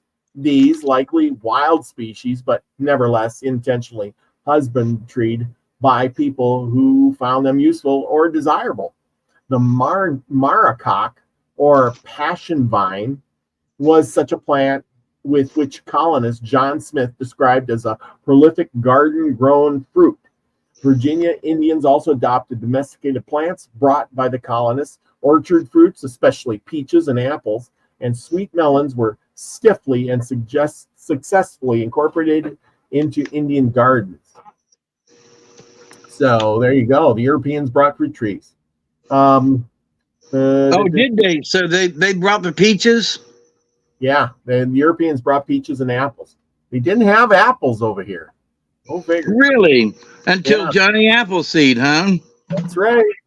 When the Jamestown colonists arrived in 1607, they were partially impressed by maize. It was unknown in England, and they referred to it as corn, their word for wheat or other starchy grains. And this is where that word comes from. You know, you were talking about corn, their word wheat or other starchy grains. So anything like that would be a starchy grain would be corn. So when they referred to corn as wheat. In their accounts, the colonists note that the Indian diet included domesticated plants for about half of the year in order to maximize wild harvest. Indians apparently managed forest landscapes by burning leaves and underbrush, which allowed for easier foraging and hunting. However, there was also evidence that the Indians increased their production of maize in response to English demand. Scholars have estimated, based on field sizes, that anywhere from 40 to 75% of the Indians' diet consisted of maize. Arguing for a lower end of the spectrum, the anthropologist Helen Roottree has noted that ordinary Powhatan Indians likely cultivated rather small fields, and that only the paramount chief and his subordinate chiefs enjoyed domesticated food year-round. Although the English tried to encourage more farming, Indian men saw this as women's work and refused to cooperate. So, and then you go to North Carolina, which they did things hang on a second. Hang on. At the end of that, where the men refused to cooperate, I was going to say this earlier about there were some religious feelings about the planting of maize, and that it was only supposed to be planted by the woman.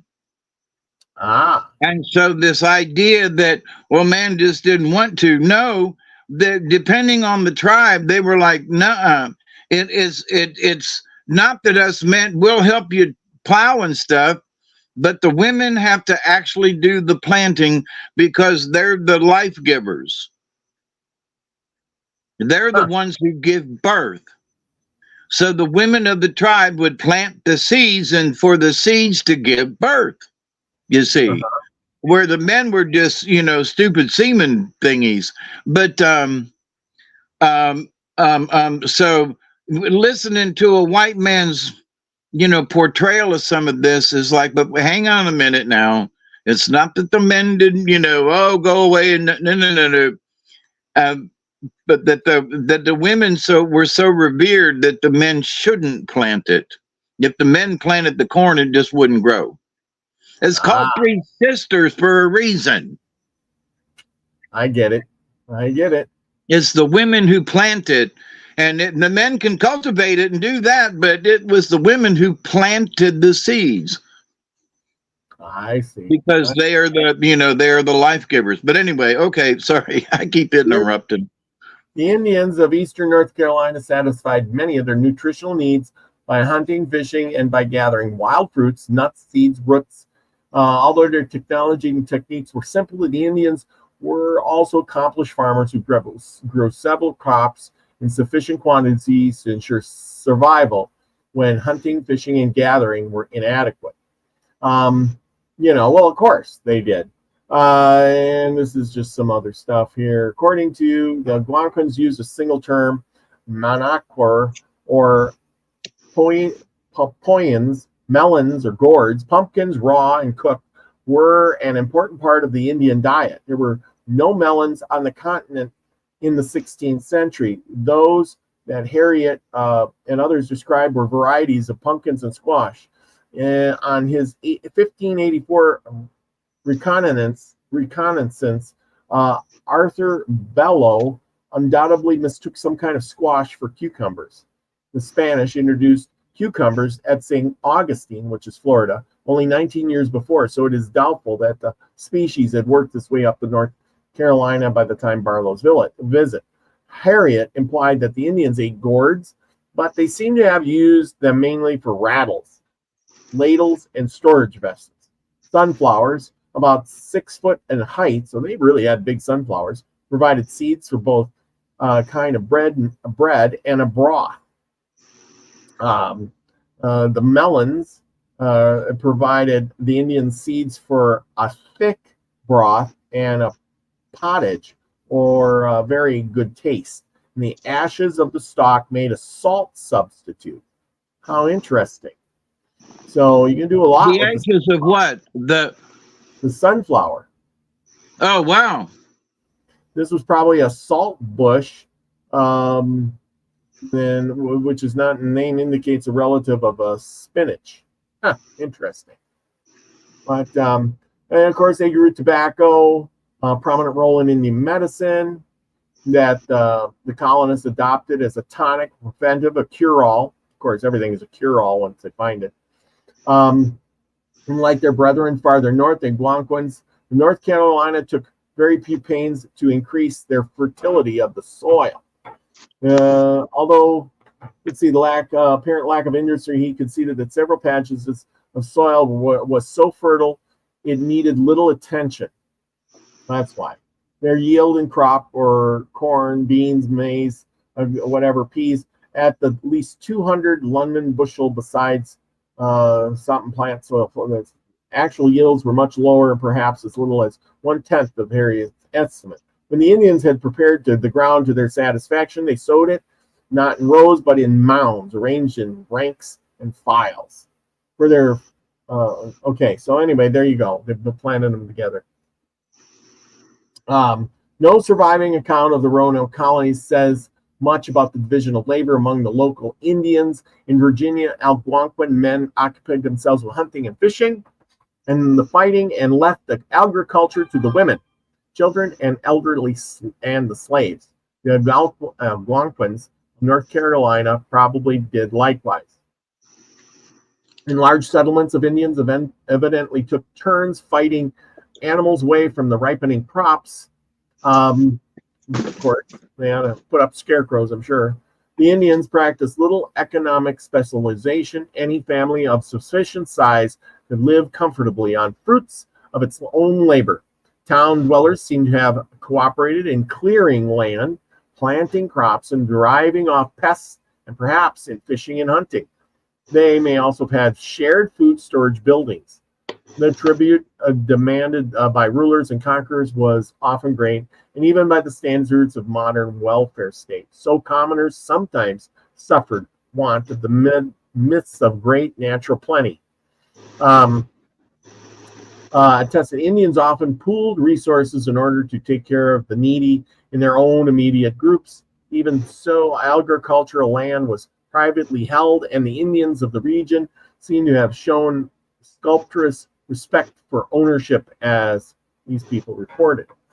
And the agriculture of the Indians of northeastern Carolina practice was not very sophisticated. It offered very few pulses and seeds, one grain, one seasoning, no pot herbs, no salad herbs, no domesticated animals. It was not very efficient. It depleted the soil and made necessary of continual relocation of farmsteads and towns, and almost constant clearing and breaking of new ground.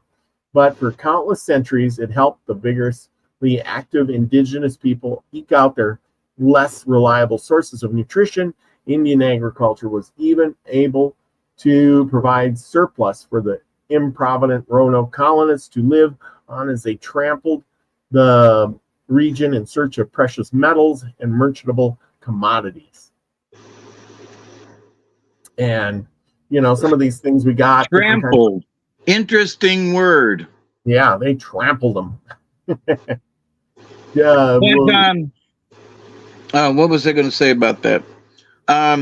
You know, the native folks, you know, the three sisters Mm-hmm. The beans put nitrogen back into the soil for the corn. So they knew how to the different plants that they grew together as sisters, as companion planting, they put back into the soil what they were taking out, where to this day, the farmers around here will plow up a field and grow the same damn thing in it year after year after year. But they put tons of chemicals on them in order for those plants to grow. They do. It's amazing. So we're just going to go with this. We're going to finish this up. Merlin's Indian corn, pod corn, Tom Thumb corn, and of course we have corn smut. Here's beans. What kind of beans did they plant? They planted a beans of the Three Sisters. This was a kidney, eagerly adopted the kidney bean. It was like a kidney bean, a snap bean, string bean, butter beans, pole beans. Today, the dry fields variety of beans. What they had was a bean called a true red cranberry bean. Now, I'm going to try to get me some for next year. I didn't really plant anything but green beans this year. A true red cranberry bean looks exactly like a ripe cranberry when mature. These are great as dry beans and excellent flavor. These beans come from Maine and were used historically by woodsmen and Abenaki Indians. We have the Hidatsa shield figure. The Hidatsas of North Dakota in the Missouri River Valley grew Hidatsa shield figure beans. This is a climbing bean traditionally planted with corn to which the beans then clings. The Cherokee Trail of Tear bean, carried Cherokee bean over infamous Trail of Tears, the Winter Death March of 1838 from the Smoky Mountains to Oklahoma. These beans are good for snaps and as dry beans. As I was wondering, what kind of beans were they growing? So cranberry beans, Hidatsa figure beans, and Cherokee Trail of Tear beans. And then a squash, they have squash of different varieties, the Three Sisters, acorn squash, zucchini, pumpkins, gourds. And gourds have been cultivated for 4,500 years. Development of the pottery contains, we learned all that. Merlin, Red Cloud, Junior Garden. Okay, so we got different kinds of squash. So we wouldn't have all this squash if it wasn't for them too. And that is all I have. How about that? I hope we all learned something from this. What do you think? Yeah, and so this idea that they were all savages and didn't know any better. When the white folks got here, they literally trampled them, and so I would say that when they first got here, that the natives were able to have enough to help out the colonists, right? Isn't that what it said? Mm-hmm. Yeah. And so they must not have been too much of savages if they could help them boat people. And That's so, right. but anyway, but as the white people got here and started pushing the Indians away, I think that the people who said, "Oh, look, they don't have any farms because the white people took them over." So by the time they could ever really get there, the Indian lands were already destroyed, and they'd move a little ways, then they'd push them a little further west, and but when the historians got here, that couldn't talk the Indian language, they just assumed that these people haven't been doing this very long. They're hunter-gatherers, like you hear all the time now. Everybody was a hunter-gatherer. But do you know how hard it is to hunt and gather? I'm just like, no. I think people 5,000 years ago would have went, nah, we can go hunting, but this gathering thing, we're going to keep that close to the house. We're going to build a garden and we're going to keep it close to the house. This traipsing through the jungle, gathering things. Now I watched something about folks in the true jungle still down in Brazil and Ecuador, and some of them folks that just refuse to have anything to do with people, with modern technology. There's enough stuff in the jungle where they can just go pick fruit and do stuff and this and that and the other thing. So hunting and gathering really ain't that hard.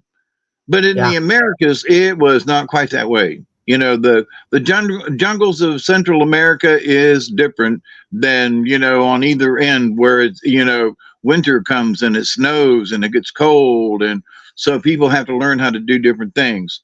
But the indigenous folks in the jungles and down there and you know, Middle America and Central America and Mexico, they're in that zone to where, you know, that, you know, if it snows, you got to be up in the mountains normally, you know, so things can grow all year round in the jungle. So different peoples, different places. But as I have listened to these native folks talk about their own histories and about the Clovis people and this, that, and the other thing, and it's like, our ancestors say that when the Clovis people got here, they were amazed that there were already folks here, you know. And so it's like, we've been saying that. Yep. Yeah, that's for sure. Well, we're starting a new book tonight. Yes, we are. And I don't know how long it is, but we're starting on a new book as we have finished the book last week, if y'all were with us, and having to do with the now I forget who was it we were the Seneca. Thank you very much. And so we're starting with this group of books, and we're starting with the A's. Last time we started with the S's with the Seneca. And this story is actually, I'm going to read a little bit of the foreword because this is a new book. Achomawi and Atsujiiri Tales. That's my interpretation how to say that. By Roland B. Dixon. The following myths were secured during the summers of 1900 and 1903. While engaged in work among the tribes of northeastern California for the Huntington expedition of the American Museum of Natural History.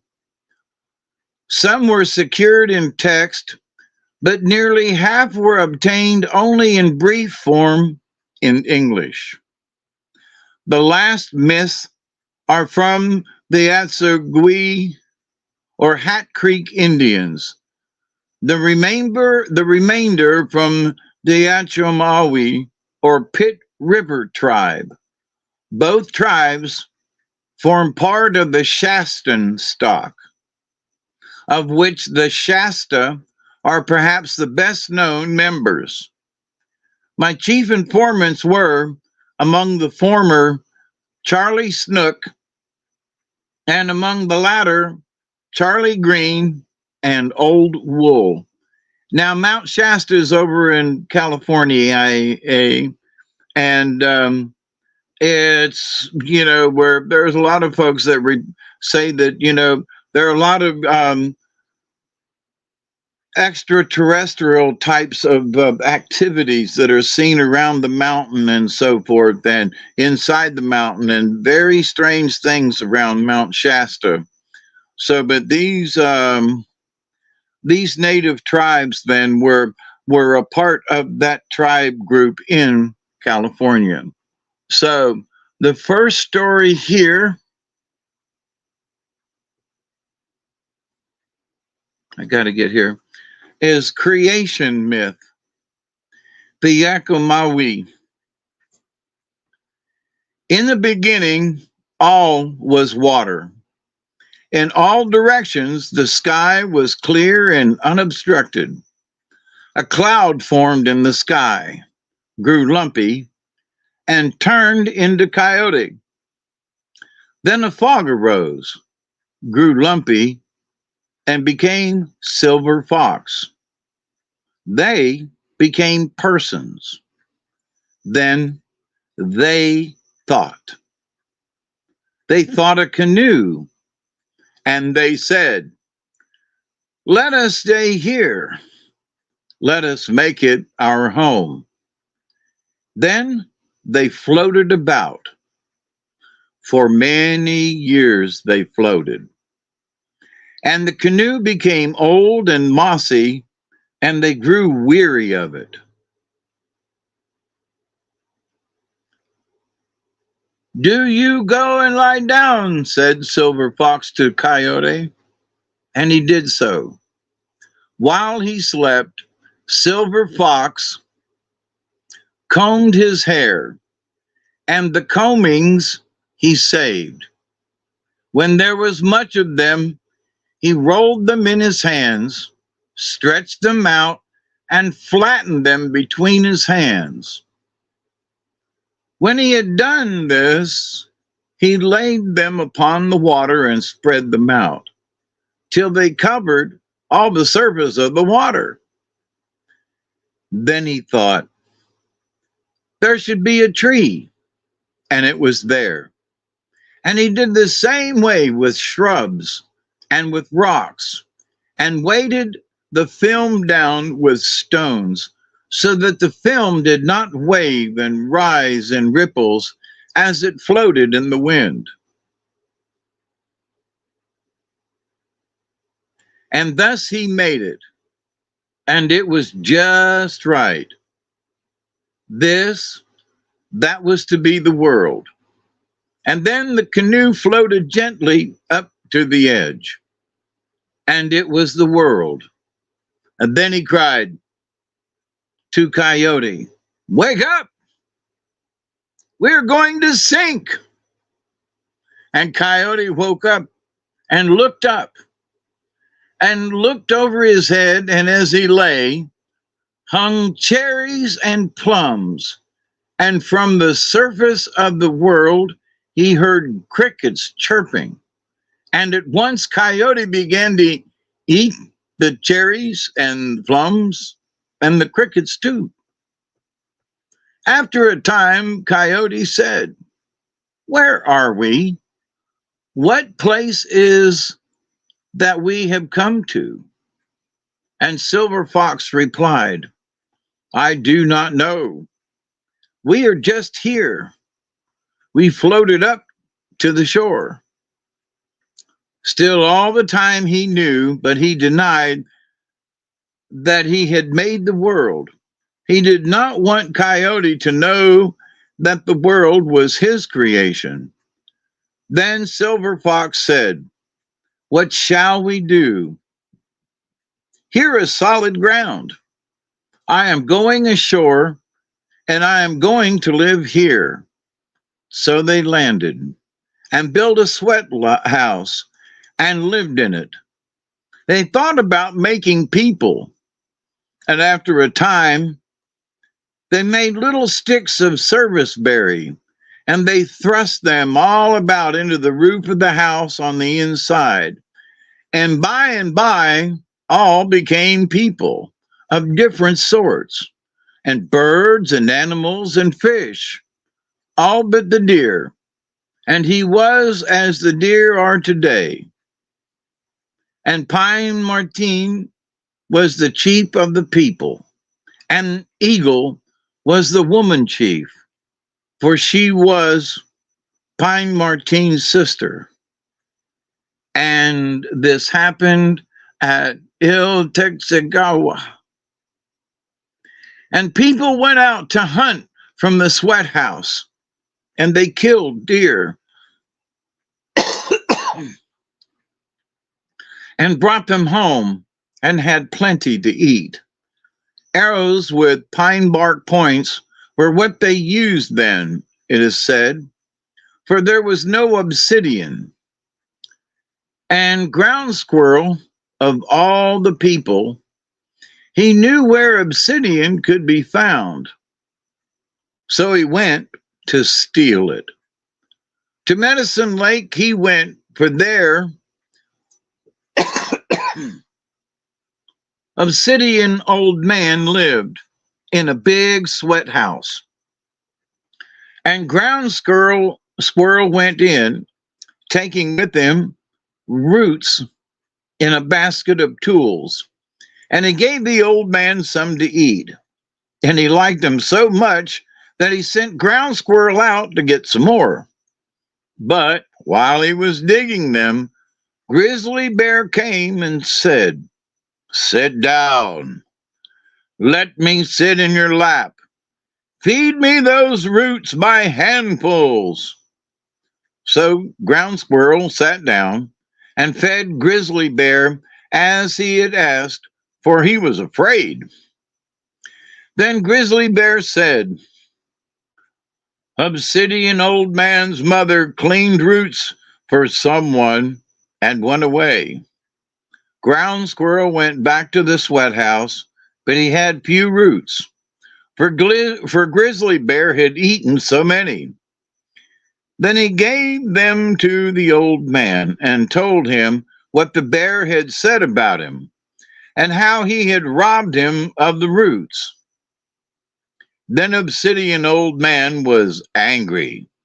Tomorrow we will go, he said, and they slept. In the morning they ate breakfast early and went off. And the old man said that Ground Squirrel should go and dig some more roots and that he would wait and watch for Grizzly Bear. So Ground Squirrel went and dug. Now when the basket was filled, Grizzly Bear came and said, You have dug all these for me. Sit down. So Ground Squirrel sat down and fed Grizzly Bear roots by the handful. But Obsidian Old Man had come near, and Grizzly Bear got up to fight, and he struck at the old man. But he turned his side to the blow, and Grizzly Bear merely cut off a great slice of his own flesh. And he kept on fighting till he was cut all to pieces and fell dead. Then Ground Squirrel and Obsidian Old Man went home to the sweat house and built a fire and ate the roots and were happy. Then the old man went to sleep. In the morning, Obsidian Old Man woke up and heard Ground Squirrel groaning. He said, I am sick. I am bruised because that great fellow sat upon me. Really, I am sick. Then Obsidian Old Man was sorry, but Ground Squirrel was fooling the old man. After a while, the old man said, I will go and get wood. I'll watch him, for perhaps he is fooling me. These people are very clever. Then he went for wood and thought as he went, I'd better go back and look. So he went back softly and peeped in. But Ground Squirrel laid there quiet and groaned, and now and then he vomited up some green substances. Then Obsidian Old Man thought, he is really sick. And he went off to get more wood. But Ground Squirrel really was fooling, for he wanted to steal obsidian.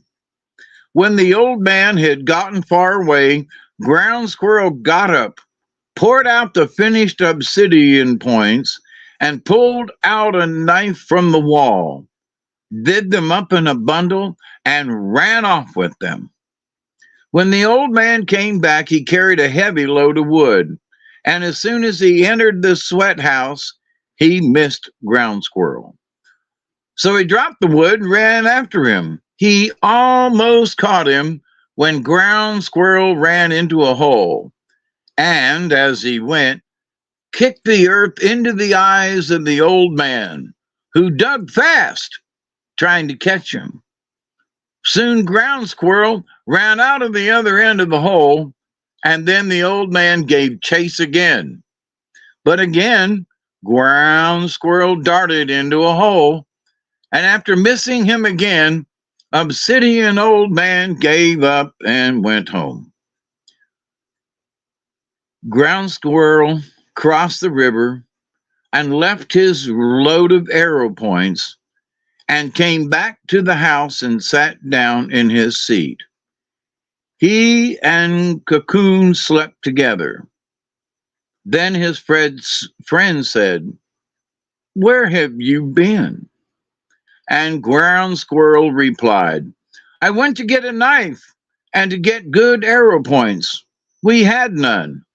Then the people began to come back with deer. And when they cooked their meat, they put it on the fire in lumps. But Ground Squirrel and Cocoon cut theirs in thin slices and so cooked it nicely. And Weasel saw this, and they told him about how the knife had been secured. In the morning, Ground Squirrel went and brought back the bundle of points he had hidden and handed it down through the smoke hole to Wolf. Then he poured out the points on the ground and distributed them to everyone, and all day long people worked, tying them onto arrows. So they threw away all the old arrows with dark points, and when they went hunting, they killed many deer. The end. So that's supposed to be the creation story. And so next week, as number 2 story here, will be the making of daylight. Good deal. Good deal. Well, Lucky is going to be disappointed. No heads chopped off today. Oh, I love that. Yeah, nobody was killed en masse, you know. No large, bloodletting. And, a rather tame creation story, Yeah, it's kind of a weird one. But this is the Pacific Coast Indians. Yep, in the Shasta region, yep. Yep. I love that. Let's see. No, we got a card for tonight. Oh yeah, I pulled him earlier, boy, and this is a strange batch. I didn't turn him over till now. I'm like, whoa, look at this! What a spread! Wow-wee. So we've got bat and turtle and deer, moose and butterfly. Oh, let's see if I can't weave this into a quick reply. Where are we in time? Oh, it's been 2 hours. So Mr. Bat is 42. Rebirth. Many of us are in a rebirth state, and absolutely. So that embraces the idea of a shamanistic death. The ritual death of the healer is steeped in secrets and highly involved initiation rites. So if you want to be, if you want to understand how to be more religious in your rebirth, then you have to let go of everything in this life. You just have to, and in the rebirth, the shamans have dug holes and crawled in them and then covered them over with a tarp and stayed in there overnight, or sometimes longer than that. And when they come out of the hole, then they have been reborn. So the ritual is very similar to the night of fear practiced by natives of Turtle Island.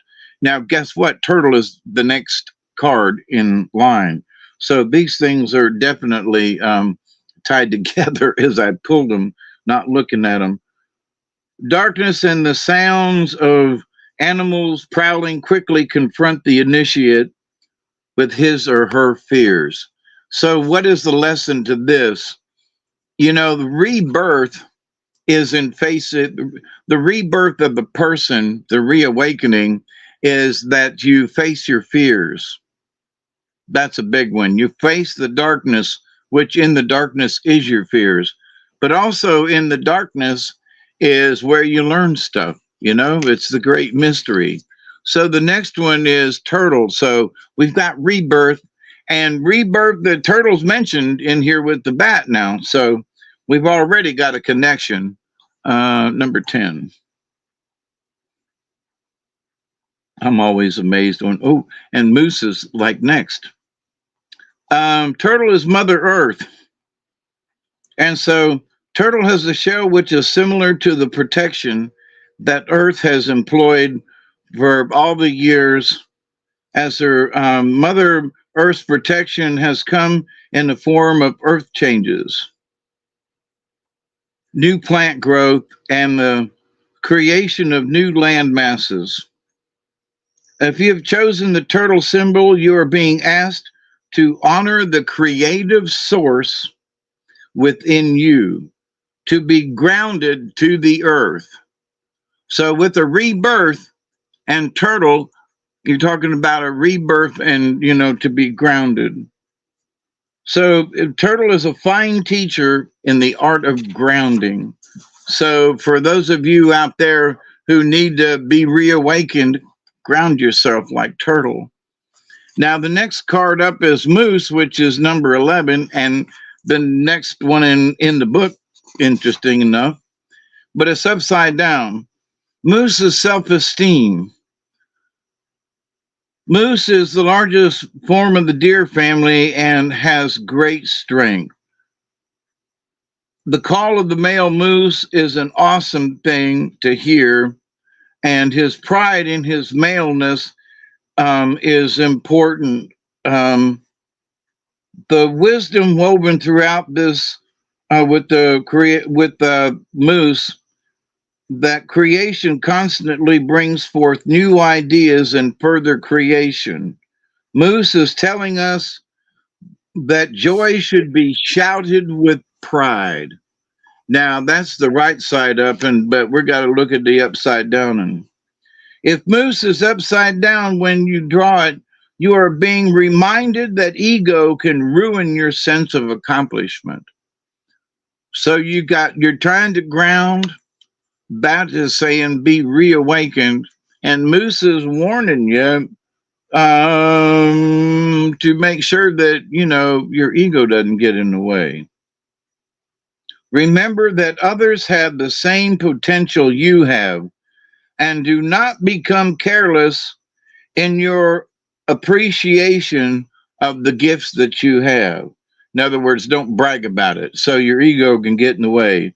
Reverse Moose implies that in tooting your own horn, you have failed to be interested in others. So you can be a braggart, okay? So in your reawakening and grounding, make sure that your ego doesn't get in the way. Now, the next one is deer, number 4. And I love the deer. Number 4 is innocence, I believe, if I still remember. But so the story is that deer was headed up, gentleness, excuse me, innocence, gentleness, pretty close. Deer was headed up a sacred mountain. And on the trail up to Sacred Mountain is one of the worstest demons, ghosties, ghouly type thingies that you could ever imagine, is trying to keep Fawn from getting to the top of the mountain. So Fawn meets this ogre thing, and nobody else to go up the mountain. And Fawn says, listen, I just, in all gentleness and everything, I just want to go speak to Great Spirit. And the demon ogre looked at him, and the gentleness of the fawn melted the demon's heart to the size of a walnut. And so in this, the path to the Great Spirit is open. And the only thing that keeps you from the Great Spirit is fear. And so, but with gentleness of deer, he defeated the worstest demon, ever. So the gentleness in your own life can, if you extend it, sacred mountain. So you're being grounded, and now, the Spirit is telling you, you can get to sacred mountain. All you got to do is believe and not be in fear. Now, the next one is butterfly. Interesting, a bunch of these are all in the front of the book. Number 9. And but and butterfly is transformation. So here we are with butterfly and transformation. So already in the beginning, that is telling us it's time for a rebirth. And butterfly, here we are in transformation. So ground yourself, keep your ego in check, shout it out to the world with moose, and be proud that you know what you know, but keep your ego in check. And now butterfly is upside down. So but butterfly is all about transformation. So in the transformation of this, there are 4 stages that I got to mention. There's the egg stage, the larva stage, the cocoon stage, and the birth stage. And so the egg stage is a thought or an idea. Okay. The larva stage is when you start making a decision. Well, I thought about it. Now I think I want to do it like this. The cocoon stage is when you're developing the idea into a something. And then the birth stage is when you bring it out to the world, or you present it, or your pie is done and you share it with people. But it's still about transformation. So the contrary butterfly, though, is if you've drawn butterfly reversed, your lesson is a simple one. There is a need for change in your life that you are not recognizing. So here we are with transformation. That's trying to tell you, trying to tell us, it's time for a rebirth. Keep our egos in check. Deer is like, the way to the great spirit is open to us, and just be careful. But in ruling out any possibility of change, you are saying that the courage of butterfly has been lost. If you don't agree with the change, or you're trying to fight it, why does butterfly represent courage? Because there is a totally different world outside the cocoon, where the known realities of the chrysalis are no longer applicable. This new world demands that you use your newfound wings and fly. Part of your rebirth, part of the strength of moose, and the innocence of deer. I like that. I like them messages. So take heart, my friends. Good sign to me. Ground yourselves, keep your ego out of it, and be, it's all you got to do is look at the world and know we're in a time of rebirth. That's right. Cards are, so far the cards haven't lied. Yep, they're right on. They're right on the money. Over the weeks and months and years now, every time I pulled the cards, it was like, dang, man. So I love y'all. Thank you. I hope the cards did you some good. Yep. Let's see. What was I going to say? Oh, yeah. You having a show tonight? Yeah, for a little bit. Got to go, get some coffee, let the dog out. All right. Sounds good. I know I tuned a little bit in on that Earth Wobble show you had the other night. And I'm kind of doing a show on Sunday with Nina about the Earth Wobble thing. So we're talking about the pole shifting and things like that. So people tune in for that. It's going to be an interesting show. Yeah, let me just add something since you brought it up. There are some folks that are saying that in the next year to 18 months, the equator is going to be in Kentucky. And I'm sorry, I just don't believe it. It could make it as far as Mexico, or maybe the tip of Florida, but to make it all the way to Kentucky, there's too much ice at the bottom of the planet. I'm sorry. So there are a lot of people who are trying to be scared about this, and the planet's going to flip up. But, 20 some odd years ago, Nancy Leader with the Zeta Reticula folks said the planet was going to flip up, and it should have already done it by now. And, and I've been talking about the earth wobble for quite a while. And now scientists are starting to pay attention because it really is wobbling. But this idea that somehow it's going to flip upside down, to me, is just preposterous. Will it change and will things move and stuff? Yeah, okay. But for the equator to be in Kentucky in 15 to 18 months, I'm sorry, none of us will be alive to see it if that happens. Well, We almost would just wave each other goodbye and bend over and kiss our asses goodbye. That's that. We ain't gonna know. Yeah, well, and that's the whole thing. I agree with you. It sounds so outrageous that it's almost unimaginable. But then again, if there's stories about that kind of stuff. Noah and the flood. Imagine Noah staying for 40 years. Hey, place is gonna flood. And then starts to rain, and everybody's like, it's just rain, whatever. And the next thing you know, there's a big flood. They're all like, oh shit, I should have listened to that guy. So, and nobody expected the whole world to flood. So, I guess in the myth and legend stories kind of thing, it's an exaggeration, but then you have to wonder, is there some truth to that? Well, I don't know if you and I have talked about it before, but I believe that, there's not enough rain to come out of the sky to flood the planet. It's just not gonna happen. Oh, but God didn't. No, look, the water came from someplace else, like out of an ocean, maybe, to where if that comet hit and over there by the Yucatan, and there's all kinds of upheavals, and the ocean, the Atlantic Ocean, floods the Mediterranean area with a 500-foot, tsunami. Yeah, I believe that could happen, but raining 40 days and 40 nights ain't going to get it.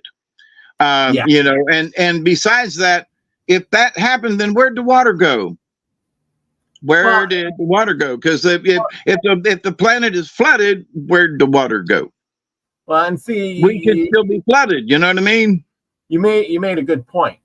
Now the question is, did the flood come before the rain, or did the rain come before the flood? Because I think the rain came with the flood, because whatever happened to create the flood, it started raining. Like there was something atmospheric going on that started, like the volcanic action going off on the planet can create thunderstorms and rain and stuff like that. So, that absolutely could happen. But it rained for 40 days. It rained for, 2 months down here in South Georgia. And we were flooded in places, but, it didn't cover the house. So, so I think that, we have to take a look at what could have. There's obviously proof of floods all over the planet, but it could not have just happened because of rain. I think the rains came and then the tsunami came, and that's what flooded the planet. In a great big giant rock and roll, and something went on, and the water came out of the oceans and flooded places. Other places went under the ocean, but yeah, I think it was the world was in a tsunami. That's what flooded the planet. Well, and then because the water had to go back to some place. All these places high up on mountains, the water had to recede someplace. So where did it go? Back to the ocean. Yeah. Well, and that's the thing, is when you move water around, I know, there's things like lake effect snow, right? Lake effect rain. Well, if you move the water from one area to another, it's going to create rain in spots or different weather changes immediately, because you got warm areas or cold areas, and you bring water over there. Well, that's, it rises up. You put water in a hot area, well, it's going to turn to steam, meaning water is going to come and cool down real fast. And that would change. That would cause all that weather you're talking about. Exactly. Yeah, but there's been evidence, like up in Washington State and up there in Canada area. I can't think of the name of the place right now, but that there were great big ice dams, Yep. and that behind those ice dams were water and so forth, and that but when they finally melted, these huge lakes of basically frozen. I mean, it wasn't frozen, but cold water came racing down. And I mean, there's a lot of evidence that that happened. So, but Yeah. the other side of this coin with the earth flipping over is there are miles of ice in the Antarctic. Yep. And the Antarctic is huge. And the ice would have to melt in order for the earth to flip up, because we're bottom heavy. That Yeah. ice is heavy and it's thick. And I was talking about it last night, and people back in the 1800s, they would go up north and lasso icebergs and sail them south and then cut them up and put them onto ships that took them to shore. And then they were ice carts and wagons, and we had ice boxes.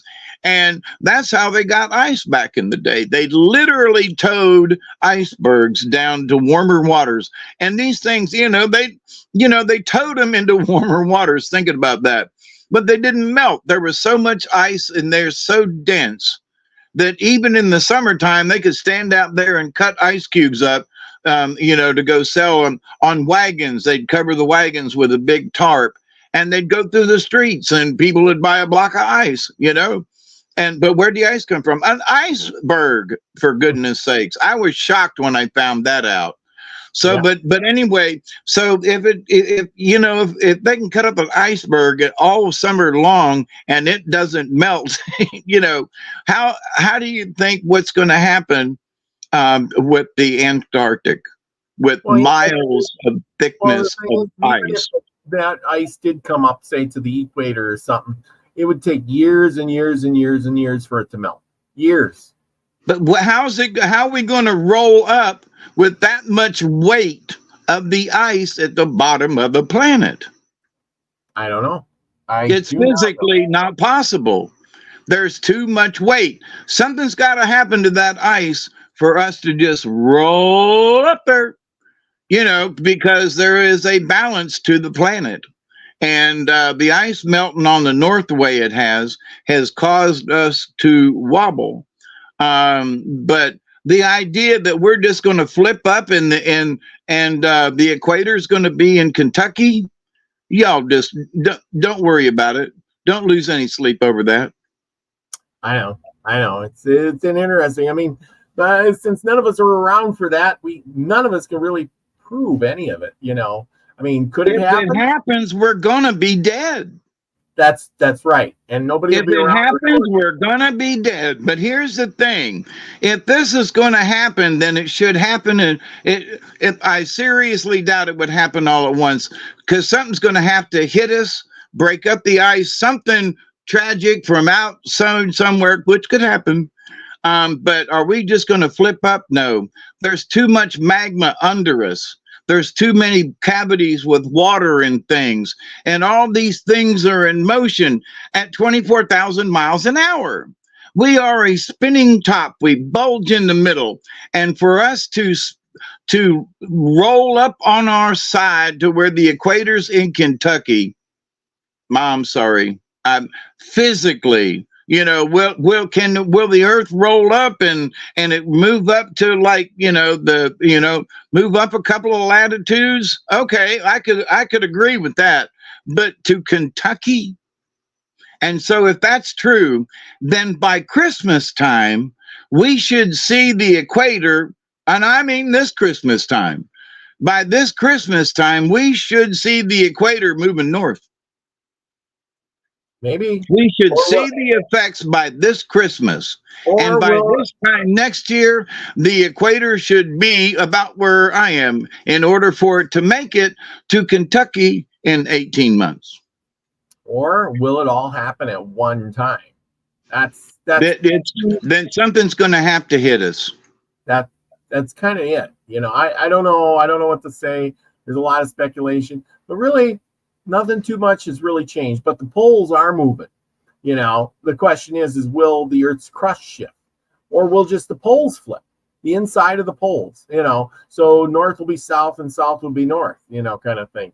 But see, that's the magnetic poles. Yes.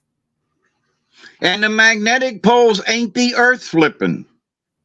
That's right. The magnetic poles are magnetic fields, and they could shift. Mm-hmm. But that don't mean the planet's gonna. That don't mean that the planet's gonna flip up on its side. 20 years ago, I got involved in this stuff and lost sleep over it. But if you look at the basic physics of the planet, it ain't gonna happen unless something hits us.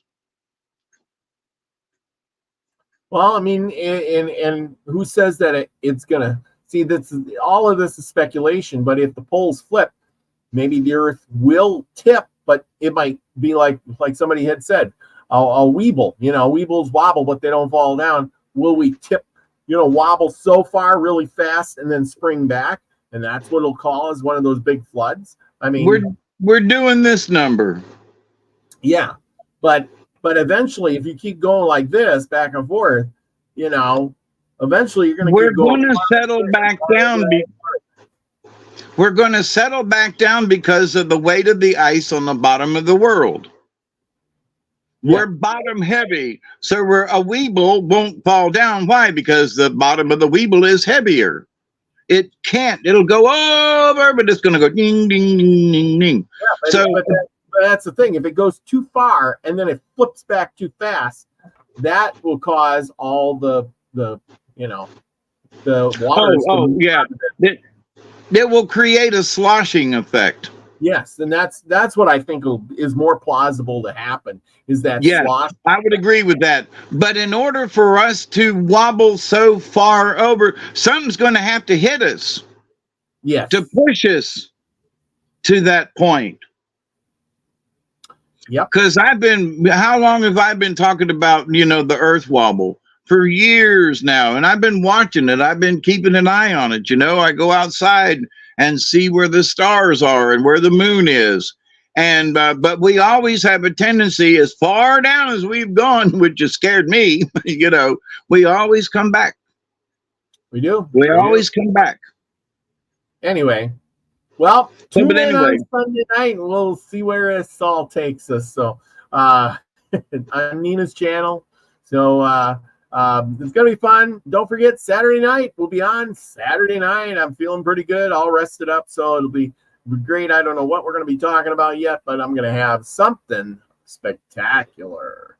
Anyway, with that all said, everybody, thank you for joining us and staying to the very end. Join David in a little bit on his channel for a late night rendezvous. And thank you, everybody. Remember, go out, plant some food, plant some corn, beans, and squash.